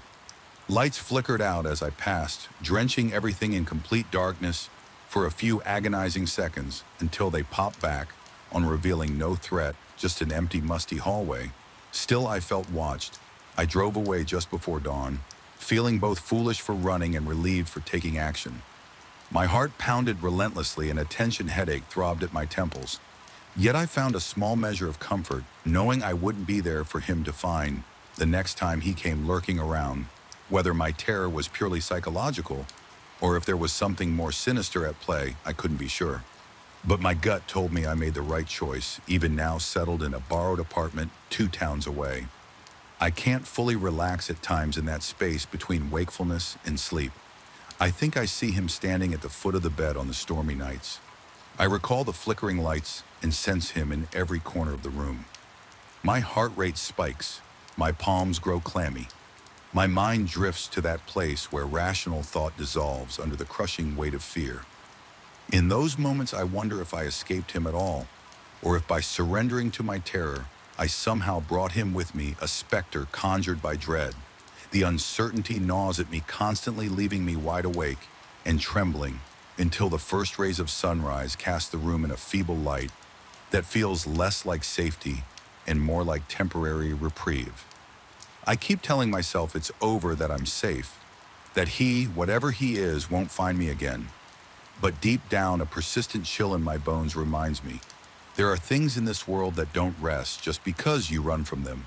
And every time I catch my reflection in a darkened window or see a half-hidden figure from the corner of my eye, my heart sprints and I remember the way his eyes bore into me, as though he saw not just my face, but something far deeper. Something vulnerable and primal within the memory alone is enough to keep my pulse racing well into the night. And even as I sit here recounting the details, I swear I feel that electric static in the air. Again, the flicker of lights that I can't quite confirm are actually flickering somewhere in the darkness. Maybe he's still waiting, maybe just behind my mind's peripheral vision, ready to step forward to reclaim the terror he sweat in my life. And that realization, that precarious uncertainty, leaves me with a queasy dread that refuses to fade, haunting me long after the last word of this story is spoken. I remember the exact moment when the silence on that lonely stretch of highway first felt wrong. The road seemed to stretch infinitely, like some dark ribbon leading me away from sanity. My shift at the hospital had been brutal, 14 hours tending to people on the brink, their moans echoing in sterile hallways, while fluorescent lights hummed with that sickly buzz. By the time I signed out, exhaustion weighed on my shoulders like a lead vest. Driving at that hour was supposed to offer peace. Instead, it became a gateway to one of the most harrowing experiences of my life. The night sky was a gaping void, refusing to share starlight or even a hint of moon-on-glow headlights, illuminated only a narrow swath of tarmac, leaving the periphery swallowed by shadows that seemed to writhe and shift. Whenever I glanced at them, I was used to that tired trick of the eye's exhaustion often creates illusions in the dark. But there was a density to these shadows, an almost sentient mass that pressed against the edges of my vision. A mild drizzle coated my windshield, forcing me to lean forward and squint at the road ahead. The rhythmic squeak of the wipers was the only accompaniment to the engine's soft hum. Every so often I fiddled with the radio, out of habit static, a crackle, then silence again. The few stations that might have been broadcasting this late offered nothing but faint whispers of white noise. Normally, the hush would have soothed me after a day of chaotic emergencies and fluorescent corridors, but something in the air felt charged as though the night itself wanted to speak. I forced a slow exhale to combat the tension creeping into my chest. My heart rate was steady but heavier than usual, each beat resonating in my ears. I tried to shake off the unease by telling myself I was overtired, but the hush persisted, pressing into me, turning the interior of my car into a claustrophobic capsule. My palms began to sweat against the steering wheel, forcing me to loosen my grip. Then I heard a voice low and urgent, as if it were slipping out from behind my seat. It was a single word, but it cut through the silence with an almost physical force, making my heart lurch. It demanded I accelerate. That voice was so clear it might have been a passenger sitting right behind me without even thinking. I slammed my foot on the gas tires, squealing as the car surged forward instantly. Adrenaline spiked and the edges of my vision blurred. I clung to the wheel knuckles, white, trying to steady the car as I rounded a sharp curve. The back end swerved, nearly sending me skidding into a ditch, but I wrestled control and straightened the vehicle with a gasp that tore at my throat. My heart pounded so violently I could feel the echo in my fingertips. In a split second, the voice was gone, and a deafening silence rushed back in. I was panting, my tongue dry, and my mouth parched like all moisture had evaporated. In the space of that single terrifying moment, my mind raced. Had I really heard someone in the car, or was it just an auditory hallucination produced by my exhausted brain? When I finally studied the car's speed and took a quick glance at the rearview mirror, I saw only empty seats, dark and featureless. Yet the oppressive feeling that someone was lurking behind me refused to dissipate. I pressed onward, forcing my eyes on the lane ahead, determined to make it home. The tension in my muscles bordered on cramping, and I found myself leaning forward as if trying to escape my own seat. The rain picked up, drumming on the roof, but that usual lullaby of droplets did nothing to soothe me. Every few minutes, I caught myself scanning the rearview mirror, certain I'd see a shape or silhouette. My rational mind told me it was just nerves. Nonetheless, the skin on my arms prickled with goosebumps every time I looked. When I finally rolled into my driveway, relief fluttered weakly in my chest. I stepped out, my body trembling with unspent adrenaline. The late-night wind was cold, slicing through my jacket and making the hairs on my neck stand on end. Inside, the house was still and dark. The hallway lights were off, but that was expected. No one was there to keep them on. That emptiness usually felt comforting after chaotic shifts, but tonight it felt too large, too quiet, as if any breath or creak would ricochet off the walls and betray some presence. I didn't want to admit was there for weeks. After that night, I couldn't shake the memory of that voice I told my colleagues indirectly about, a strange experience, omitting details of hearing an actual whisper. Most said it was stress-related, the sort of hallucination that comes from sleep deprivation. A friend mentioned he once had a micro-sleep behind the wheel, dream imagery bleeding into wakefulness. I wanted to believe them, yet every night on my way home, I felt the seat behind me as though it held an unseen occupant. I kept expecting that voice to return, commanding me with impossible clarity. Even in broad daylight, a sense of intrusion lingered. I'd be making coffee in my kitchen and suddenly feel like someone was watching from the window. The reflection in the glass never showed anything suspicious, but the skin on my back would prickle all the same. My shoulders grew tight, my posture stooped. I started to suffer from persistent headaches, thick pulsing pain that radiated from the base of my skull. At night, sleep was fractured by nightmares. I'd see myself behind the wheel, hearing disembodied whispers. Sometimes they told me to drive into oncoming traffic. Other times they simply repeated my name over and over until I woke up drenched in sweat, gasping for air. Things escalated slowly, almost imperceptibly at first one night, driving home under a pale moonlight. Finally, the sky decided to show me some illumination. I thought I felt a shift in the car's weight, as though someone in the back seat had moved from left to right. My heart pounded so hard it hurt. I flicked on the overhead light, nearly swerving in my panic. The back seat was still empty, but the uneasy heaviness remained over the following days. I noticed an odd smell in the car. It was faint but unpleasant, like singed hair or rotting leaves. No amount of air freshener or driving with the windows down could chase it away. Then the radio started acting up on certain drives, It would burst into static or flicker between stations, even when the power was off. Once I heard something like shallow breathing coming from the speakers. My chest tightened and my scalp tingled, with a sensation akin to ants crawling over my skin. That was the same week my reflection in the rearview mirror began to betray me. Every so often I'd glimpse a face that wasn't mine. It was always too quick to fully register, but I caught the edges, a jawline sharper than my own eyes set slightly farther apart, pale lips twisted in a grimace or grin. I'd blink in terror, and the face would revert to my own startled expression. I tried to convince myself it was a trick of the overhead lights on the highway, or the shapes of passing cars, but each time my rationalizations felt more hollow.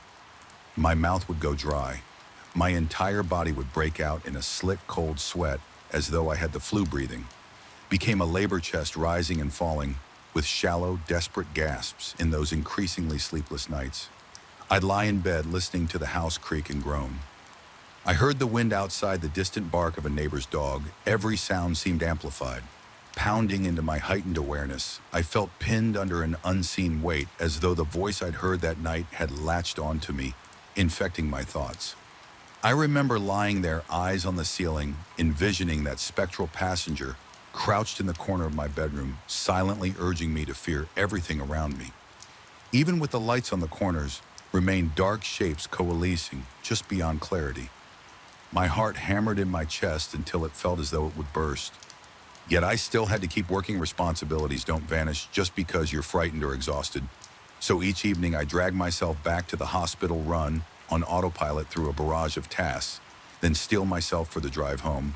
The dread of returning to that car, built until the final hour of my shift, felt more horrific than anything I dealt with in the emergency room. One particular night stands out. The day had been filled with the typical chaos, leaving me drained. It was around 2 a.m. when I finally trudged through the parking lot, each step feeling heavier than the last. When I unlocked my car, I heard a distinct click inside, like the door locks snapping into place, even though I just unlocked them. My pulse quickened, easing the driver's door open. I slid into the seat and shut it behind me. Immediately, the interior light dimmed. I turned the key in the ignition, and for a brief moment the radio flared to life with a cacophony of howling static before going silent. I settled my hands on the wheel, forcing my breath to slow my chest. Felt tight, as if an invisible vice was closing around my ribs. I tried to ignore the oppressive hush inside the car, switching on the headlights and creeping out of the lot. For the first 20 minutes, the drive was uneventful, the road devoid of traffic. I allowed myself to relax marginally, though my shoulders remained stiff. Then out of nowhere, the smell hit me, a pungent, acrid odor like burnt plastic. My eyes watered, my nostrils flared as my stomach churned. My first thought was that something under the hood was malfunctioning. I glanced at the temperature gauge. It was normal, but the stench persisted, filling the car. My heart hammered. I felt a sensation of movement behind me again. With a trembling hand, I adjusted the rear-view mirror. My breath caught in my throat. Someone was in the back seat, not a distinct figure, but a shape darker than the surrounding darkness. My eyes must have lingered a second too long, because the car drifted onto the rumble strip. The roar of the tires on the uneven pavement jolted me back by the time I looked again. The seat was empty, though the burning plastic remained. My chest tightened with panic. Cold sweat slicked my forehead. My arms felt weak, and I nearly fumbled the wheel. Then that same low voice that haunted me weeks before seemed to press against my ear. It wasn't an audible whisper this time, more a guttural presence in my thoughts, urging me to speed up, to abandon control. My foot hovered over the gas pedal, threatening to obey. I fought it, my mind swirling with images of the car spinning off the road or colliding with a guardrail. A wave of anger rose in me. Why was I letting this intangible thing push me around? I managed to keep my foot steady, refusing the silent demand to floor the accelerator. My lungs burned from shallow breathing. Every second felt loaded with the possibility of another intrusion. The voice or the presence or whatever it was seemed to flicker in and out of my consciousness. Adrenaline spiked with every flicker. But I refused to give in. I forced my eyes to the road, ignoring the mirror, ignoring the sense of being watched. I recalled a grounding technique someone at work once mentioned: focus on the immediate senses. I took stock of the smell of my own sweat, the leather of the steering wheel under my fingers, the hum of the engine. Slowly, my panic receded enough to let me think clearly. When I finally pulled into my driveway, I slammed the car into park, cut the engine, and leaped out, letting the door swing shut behind me. My breath came in ragged gulps. The entire drive from hospital to home had felt like a balancing act between life and madness. I staggered to the front door, half expecting the porch light to flicker off or the lock to resist my key, but everything was normal. Once inside, I flipped every switch, bathing the hallway in a harsh, comforting glow. I couldn't stand darkness, not anymore, for hours. I paced the living room, too wired to sleep, too shaken to sit still. My reflection in the window looked hollow-eyed, as if I'd aged a decade. In a few weeks, I couldn't keep living like this, consumed by fear. Every time I got behind the wheel, part of me wondered if I should just quit my job, but that wasn't practical. Another part worried that I was losing my grip on reality. Was it stress, a psychotic break, or was there really something malevolent clinging to me? Eventually, I decided to confront it directly in my own way. I set aside the next day to thoroughly clean my car inside and out. I vacuumed every inch, scrubbed the seats, wiped down the windows, and sprayed disinfectant until the chemical smell overpowered everything else. I performed these tasks almost ritualistically, as though purging the vehicle of whatever darkness had nestled there. I even played music on my phone while I worked, hoping the lively tunes would drive away the oppressive silence. That evening, I approached my commute with tense determination. My heart pounded painfully, but I was resolute. I started the engine and let it idle while I took deep breaths as I pulled onto the road. A sense of unease enveloped me, but I felt a faint glimmer of something else, maybe defiance. The drive stretched on each mile, seeming to test my resolve. When the radio flickered with a whisper of static, I turned it off when the smell threatened to creep into the vents. I rolled the windows down, letting the cold air sting my face. And when the sense of presence in the back seat surged, I refused to meet it in the mirror, keeping my gaze locked on the road somewhere along that route. An odd clarity arrived. It was like a switch flipping in my brain. I recognized that my fear fed this thing, whether it was external or a product of my own fragmented psyche. The more terror I released, the stronger it became. So I focused on slow, rhythmic breathing, telling myself that supernatural or psychological, it had no right to control me. My heart was pounding, but there was a new steadiness in my hands by the time I reached the final bend near my home. I realized my breathing was almost normal. Though beads of sweat still lined my brow, I felt more in control than I had in weeks. I still expected a whisper, a flicker in the rear view, but it never came. The air felt thick, but the stench was gone. The oppressive weight in the car seemed to have lifted, leaving behind only the faint hum of the engine and the quiet rustle of wind through the window crack when I parked in my driveway. The silence of the night was still unsettling, but it no longer felt like a threat. My chest still fluttered with residual adrenaline, yet I sensed something had shifted. Whether I had banished a genuine dark force or simply conquered my own mind, I wasn't sure. All I knew was that I had faced it, refused to be its puppet. As I stepped out of the car, I took in a shaky gulp of the cool air and let the tension uncoil from my muscles. Since then, I've continued my late shifts driving that same deserted road. I can't say everything feels normal. There are times when I catch a fleeting shape in the corner of my mirror or sense an unsettling hush behind me, but the voice no longer commands me. The presence, if it remains, now finds me harder prey. Sometimes I question if the entire ordeal was a manifestation of my own overworked, anxious mind, or if something truly unearthly latched onto my weariness that night. Either way, I carry that memory like a scar, a reminder of how thin the boundary between reality and nightmare can become. Even now, as I turn the key in the ignition after a grueling shift, I take a moment to steady myself.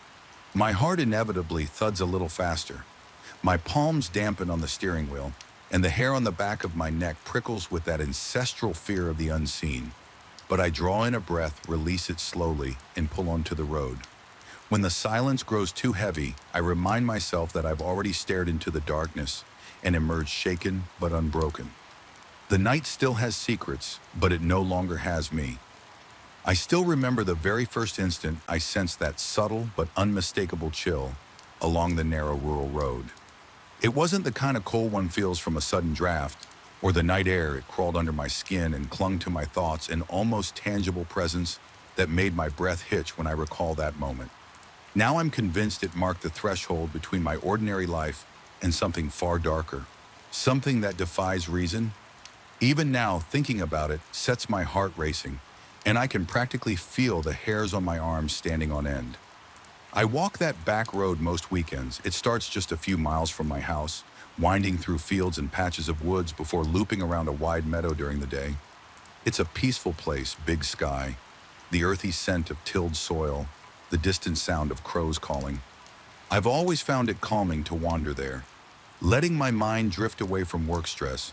But after the night I saw those lights, everything changed now. Even the thought of returning to that spot makes my breath quicken. My chest tightens at the memory of the way the air felt wrong, and how my heart pounded so loudly I was sure it would echo through the quiet countryside. I had gone for a late evening stroll, something I often did when insomnia kept me awake. I like the hush of nighttime, when the stars burn bright and the world settles into a slower rhythm. The moon was only a slim crescent that night, barely illuminating my surroundings. The soft crunch of gravel under my sneakers and the brush of the occasional night breeze against the leaves were the only sounds I remember, trying to focus on my breathing. Inhale, exhale, trying to let the day's tension melt away. It didn't work as well as I hoped, but I kept going, passing familiar fence posts and crooked trees that had become my silent companions over the years. Then I saw them, two small, intense lights darting across the road. Maybe 30 yards ahead. At first I thought they were reflections, headlights from a distant car, or the faint glimmer of fireflies, but they moved too deliberately, too quickly, gliding as though they were alive. I stopped walking, my footsteps grinding to a halt in the gravel. My pulse hammered in my throat, and I could taste something metallic on my tongue. As I swallowed, the lights hovered a few inches above the ground, crossing from one side of the road to the other in a fluid motion. I couldn't make out any shape around them. No outline of an animal, person, or machinery. Just 2 points of brilliant white that sliced through the darkness as if they were charged with some strange energy. My instincts told me to turn around to head back home.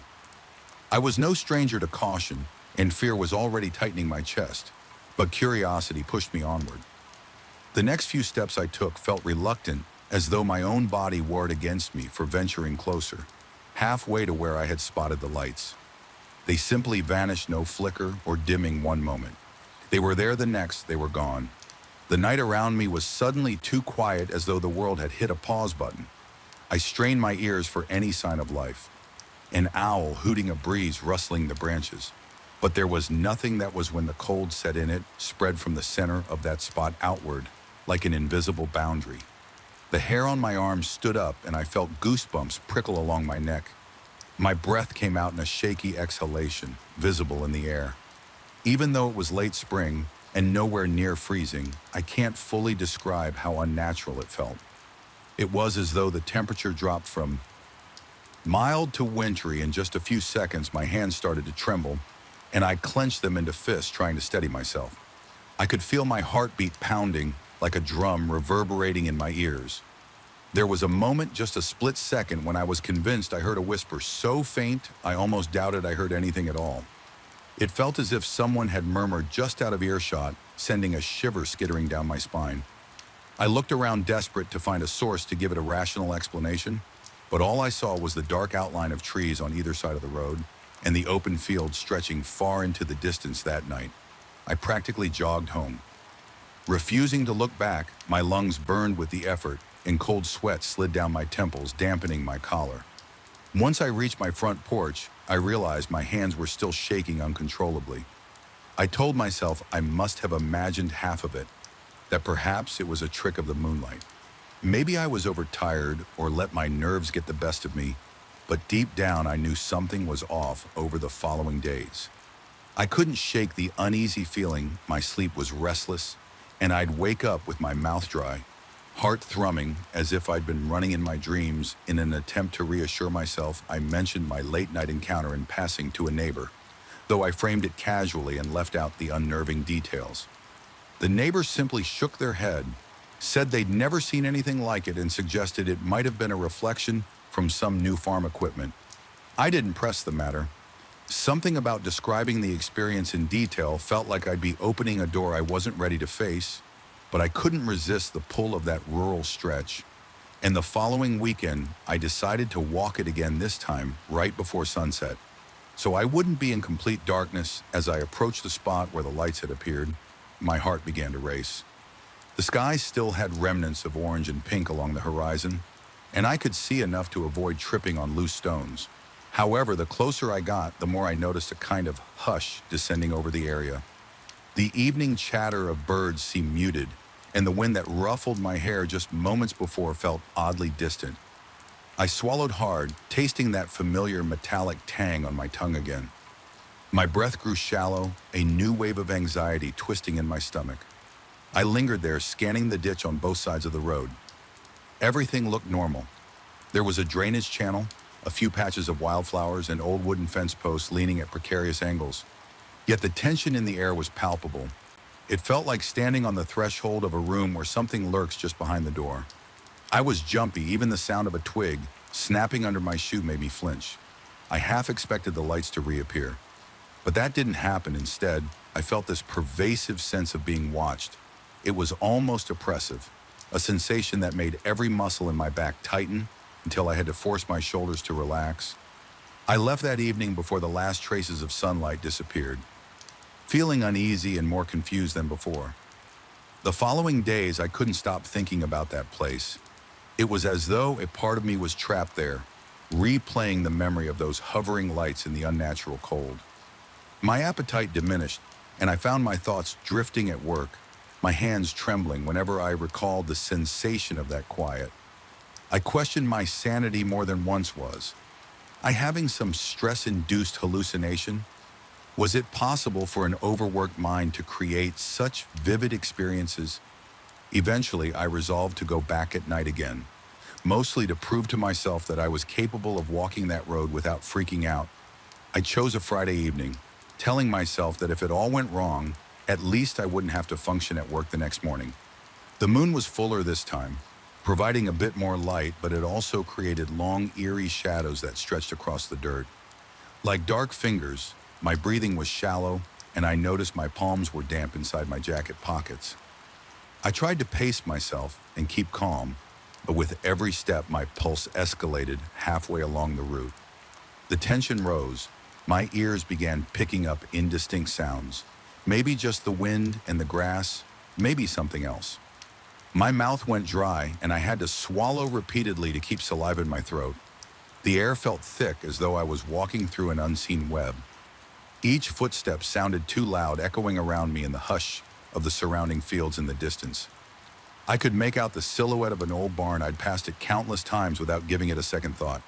But tonight it loomed like a monolith, a silent witness to my discomfort. When I finally reached that familiar stretch, my legs felt weak, and I had to fight the urge to run the road. Looked the same, but there was a wrongness hanging over it that made the hair at the nape of my neck prickle. I paused, straining to see if the lights would appear. My body tensed, bracing for something I couldn't name. For a long minute, everything was still. Then the wind gusted, and I heard a faint rustling in the ditch. It was probably just a small animal scurrying away, but it made my heart lurch. My breath came in quick, ragged bursts, and I had to remind myself to inhale fully before I passed out from fear alone. Suddenly, the temperature plunged again, just as it had before. One moment I was standing in the mild night air, the next my skin was covered in goosebumps. I shivered and rubbed my arms, but it did no good. The cold bit into me, deeper than any chill had a right to. The subtle wave of dizziness hit too, like a wave of nausea in my gut. I didn't see the lights this time, but I felt them, or something slithering just beyond my peripheral vision. Several times I thought I glimpsed a flicker at the corners of my eyes, only to whip my head around and find nothing. That was when I felt an unmistakable presence behind me. My entire body seized with terror, and I had to force myself to turn around. The road behind me was empty, bathed in moonlight and shadow. But the feeling of being watched, of something hovering just out of sight, was almost unbearable. I could hear my own heartbeat drumming in my ears, and each exhale sounded shaky. I thought about yelling, making some noise to prove I was alone, but something in me decided it was better to remain silent. Some primal instinct insisted that drawing attention would be a mistake. I'm not proud to admit it, but I bolted. Fear pounded through my veins and I sprinted, nearly tripping over loose stones. My lungs burned and my vision blurred from the adrenaline. I only slowed down when I reached the outskirts of my neighborhood, where streetlights and houses offered a semblance of normalcy. Once home, I was soaked in sweat, my clothing clinging to me as though I'd been caught in a storm. It took hours to calm down, and even then I barely slept the next day. I couldn't stop replaying the sensation in my mind. A part of me dreaded ever returning, while another part insisted I couldn't let fear claim a place I had once loved for its peaceful solitude. Over the ensuing weeks, I felt my nerves on edge whenever night fell. I started drawing the curtains earlier, double-checking that my doors were locked. Simple noises, a branch scraping a window. A gust of wind made me flinch. My rational mind told me I was being ridiculous, but the dread was too ingrained to ignore. I tried another tactic, returning in broad daylight. A few times I parked my car at the beginning of that road and forced myself to walk its length under the midday sun. Everything looked so harmless in the light. Just a gravel path winding through farmland. Yet even then, I felt a twinge of unease. My heart would pick up speed as I neared that particular stretch, and though I didn't sense any dramatic drop in temperature, I couldn't quell the creeping paranoia that settled in my bones one afternoon. I stood there forcing myself to remain calm and take in every detail: the curve of the fence line, the scattering of pebbles, the tall, whispering grass. As I did, I had the distinct feeling that the place was studying me in return. The notion was irrational, but it nodded at me. My mouth went dry again and my fingertips tingled with anxiety. A crow caught from somewhere behind me, and I startled, nearly stumbling, as my heart slammed against my ribs. Over time, I started having nightmares in them.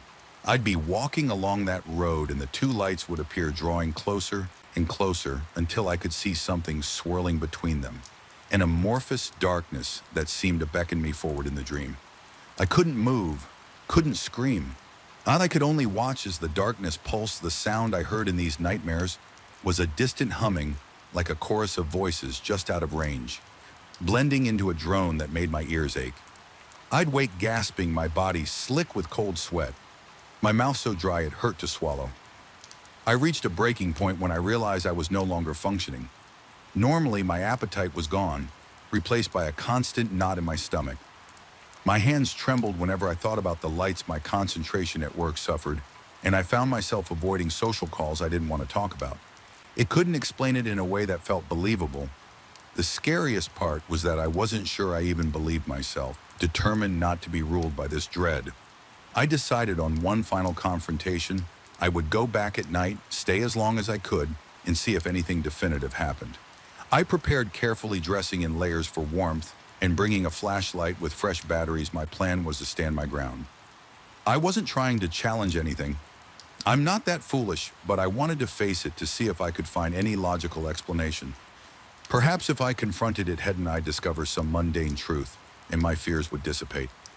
I arrived just before midnight.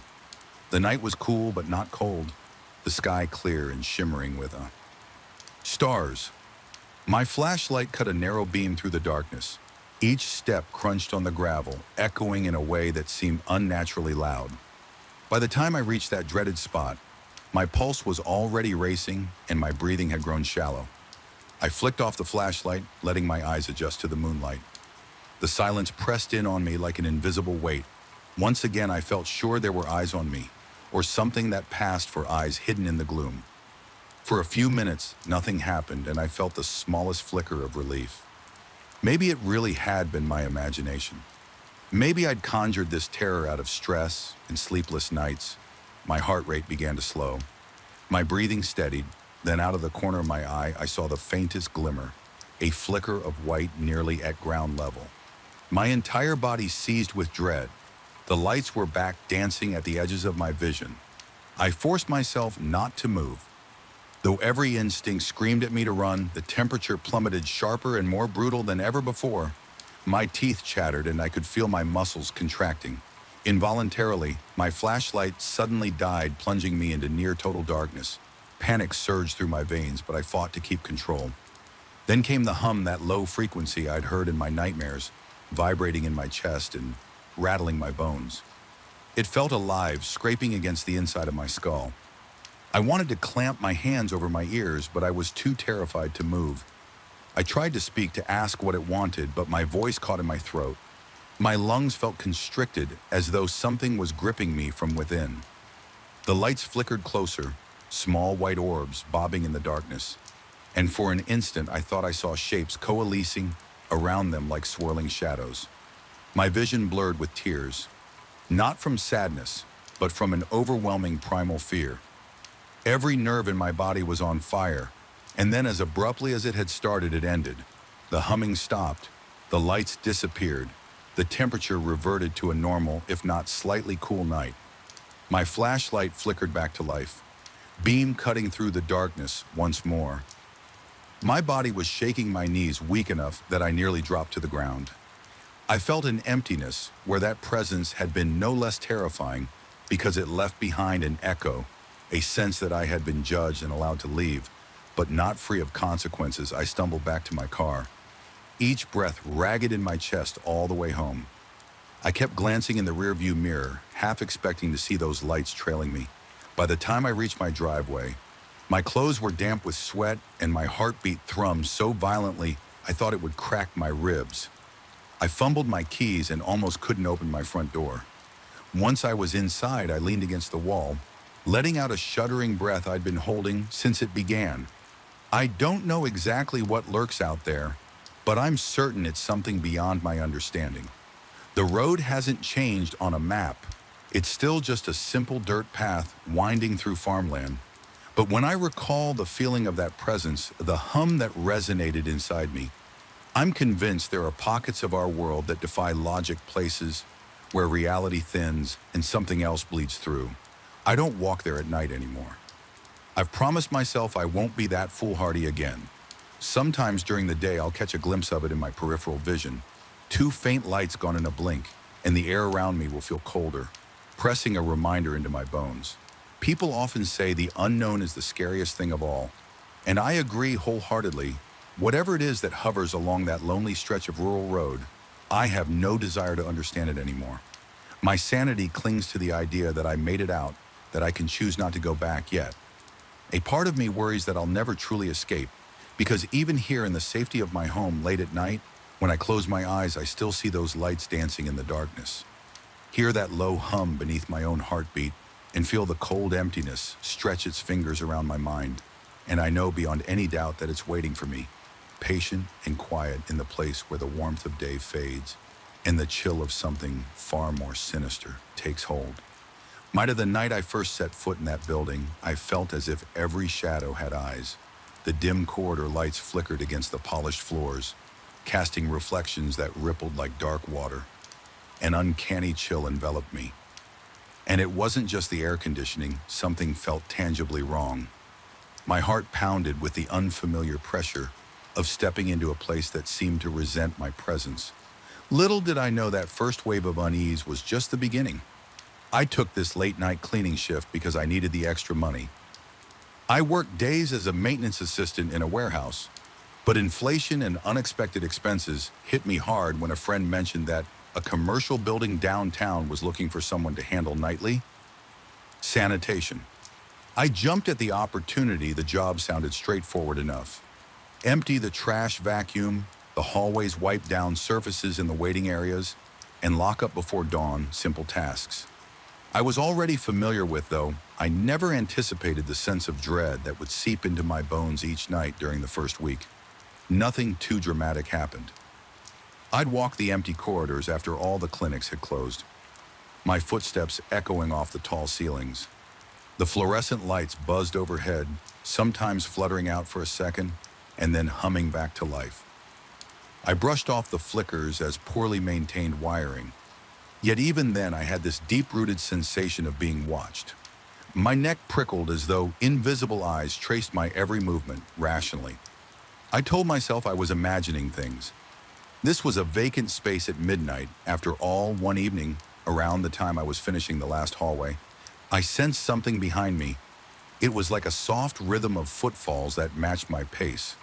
I spun around, expecting to see someone who might have stayed late, but the corridor was empty. The overhead lights cast their faint, sickly glow on the floor. There was nowhere anyone could have hidden in those few seconds. Despite my background in hands-on labor, my hands shook so intensely that I dropped my trash bag by the time I gathered the spilled contents. My nerves were frayed, but I forced myself to carry on. I told myself I was being paranoid as the nights passed. Small details began to pile up in my mind, refusing to be dismissed. Sometimes doors that I was sure I'd locked would appear slightly ajar when I returned to them. Other times, the waiting room chairs, which I meticulously arranged in neat rows, would be subtly out of alignment. More than once, I noticed smudges on the windows of certain offices' marks that looked almost like handprints, but they were too high or at too strange an angle for anyone to have made them. Accidentally, each new incident added to an undercurrent of anxiety that pulsed through me during every shift. My responsibilities included checking all the clinics to ensure cleanliness and security. There were various types of practices in the building: a general practitioner, a physical therapy center, a small radiology unit, and a couple of dental offices. Most nights I never encountered another soul, the staff all left by early evening. It felt like I was the sole occupant of that strange and unnerving world. Yet the quiet didn't soothe me. Instead, it amplified every drip of a faucet, every hum of an electrical circuit, and every scuff of my shoe on the linoleum. It was one particularly late night, close to 2 in the morning, when something truly bizarre happened.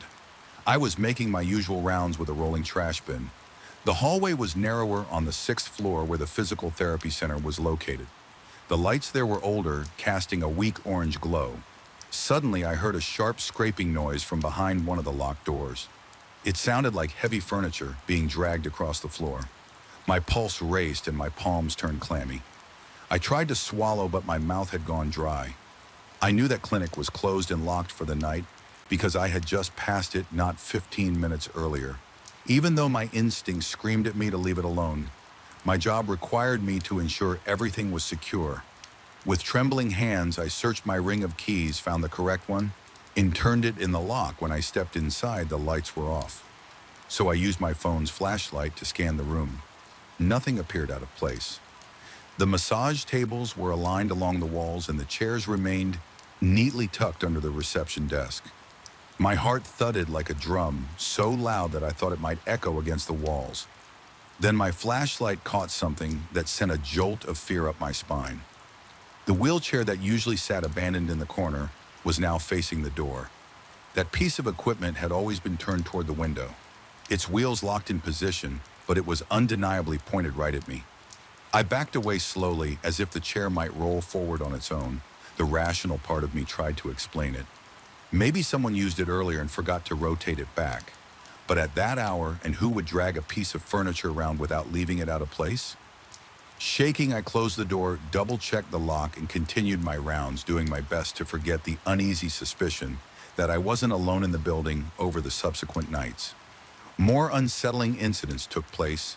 I began to notice the wheelchair shifting positions, not every night, but often enough that I couldn't dismiss it as happenstance. Sometimes it was a mere inch from its original position. Other times it faced a different corner altogether. Each time I opened that door, my heart hammered against my ribs, and a cold sweat broke out on my forehead. I would quickly do my cleaning, refusing to glance at the chair for too long, and hurry out. At some point, I must have mentioned these bizarre occurrences to the security guard who occasionally patrolled the lobby. He merely shook his head and said quietly that he also felt something uncanny in the corridors at night. He didn't detail it further, but his expression said enough. I wasn't imagining things. Even so, I tried to push that acknowledgement away. Admitting that something truly unexplainable was happening felt like stepping off a cliff into dark, bottomless waters. As the weeks went on, the sense of being followed grew stronger. I'd sometimes catch a glimpse of movement out of the corner of my eye, a shadow that darted around a corner, or a shape that slid into an office. Whenever I tried to chase after it, I found only empty rooms and silent, sterile corridors. My hands would tremble, a slick film of sweat covering my palms. My breath would come in quick, shallow gasps, as if I'd just run a marathon. I began second-guessing my own senses. After all, who wouldn't question their sanity? Under those conditions, I started going to bed later, and later spending hours on the couch at home, after my shifts, staring at the turned-off TV, replaying every bizarre moment in my mind. A gnawing sense of dread settled over my everyday life. It was worse on the nights I had to clock in, because the anticipation of returning to that building weighed on me like an anchor around my ankles in an attempt to feel more secure. I started carrying a small flashlight on my belt and a utility knife in my back pocket. The flashlight was mostly for my own peace of mind, but the weight of the knife reassured me, even though I couldn't say what I was defending myself against. The blade offered a tiny measure of psychological comfort. One particularly harrowing night, the power went out across an entire floor. Just as I stepped off the elevator, the corridor was plunged into total darkness. The only light came from the weak emergency bulbs above the exit signs. I fumbled for my flashlight, my heart thudding like it was going to burst out of my chest in that murky glow. The hallway seemed to stretch on forever, its edges dissolving into blackness. My legs felt heavy, but I forced myself to move forward. Each step echoed unnaturally, as if the hallway wanted me to hear my own fear reverberating. My mouth was so dry I could barely swallow when a sudden crash erupted from a nearby office. I almost dropped my flashlight, fighting the urge to run. I carefully pushed open the door. It was the same physical therapy room as before. The wheelchair now lay on its side, one wheel still spinning slowly as if it had just been toppled. My instincts clamored for me to flee, but I couldn't tear my eyes away from that slowly rotating wheel. It felt as if someone was in that room with me, just out of view, waiting for the perfect moment to reveal themselves. The tension was suffocating, like a lead weight pressing down on my chest. My breath rasped in my throat. I found the light switch near the entrance, but flicking it on did nothing. The office was swallowed in darkness, except for my flashlight's narrow beam. I paused, scanning every corner, every shadow, my knife in one shaking hand. Nothing stirred. Finally, I picked the wheelchair up and set it in its usual spot. My pulse still racing. The instant I left the office, the hallway lights flickered back on.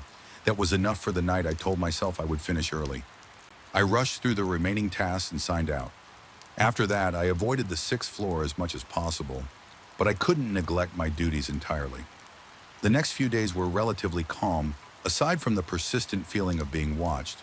Then an incident occurred that shattered any illusion of normally I had been clinging to.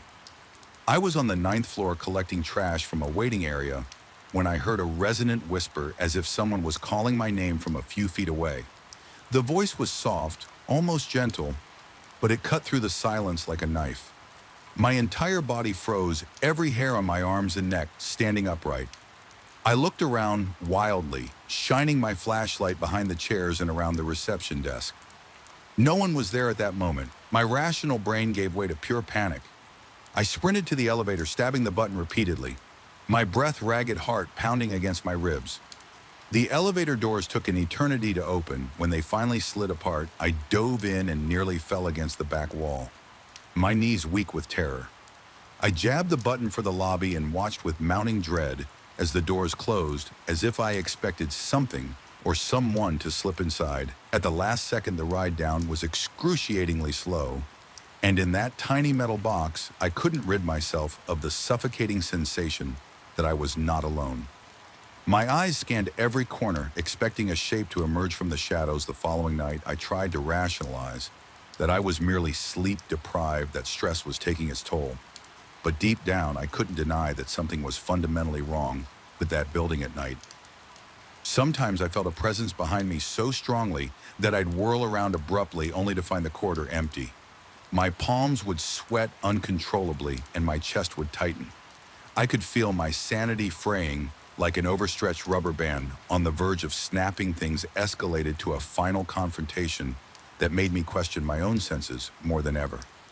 I was doing my rounds near midnight, trying to push through the tension, by mentally reciting a list of chores, reaching the physical therapy suite. I steeled myself before unlocking the door. My plan was to do a quick sweep and leave. As I entered, the overhead lights flickered, and I saw the wheelchair in the far corner facing the window again. For a moment, I breathed a shaky sigh of relief. At least it appeared normal. But the second I stepped farther into the room, the lights went out with a loud pop. Complete darkness enveloped me. My flashlight flicked on, revealing the wheelchair's reflective metal. My hand was trembling so much that the beam quivered across the walls. A faint scraping sound, like metal against linoleum, came from somewhere in the darkness. It was followed by a soft squeak, reminiscent of an old hinge being forced to move. My entire body tensed. I jerked the flashlight around, searching for the source in its narrow beam. The wheelchair was now angled slightly toward me, as if it had moved on its own. My breath caught in my throat. A wave of cold terror rolled through me, leaving me paralyzed for a few heartbeats. Something inside me snapped. Then the blend of fear, paranoia, and exhaustion ignited a surge of adrenaline.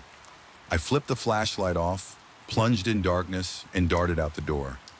Not caring if I dropped my supplies as I ran down the corridor, I sensed something behind me, but I refused to look back. My lungs burned and my heart pounded so violently that I thought it might burst. I sprinted to the elevator, stabbed the button, and when the doors didn't open immediately, I dashed to the stairwell. Instead, I practically flew down those steps.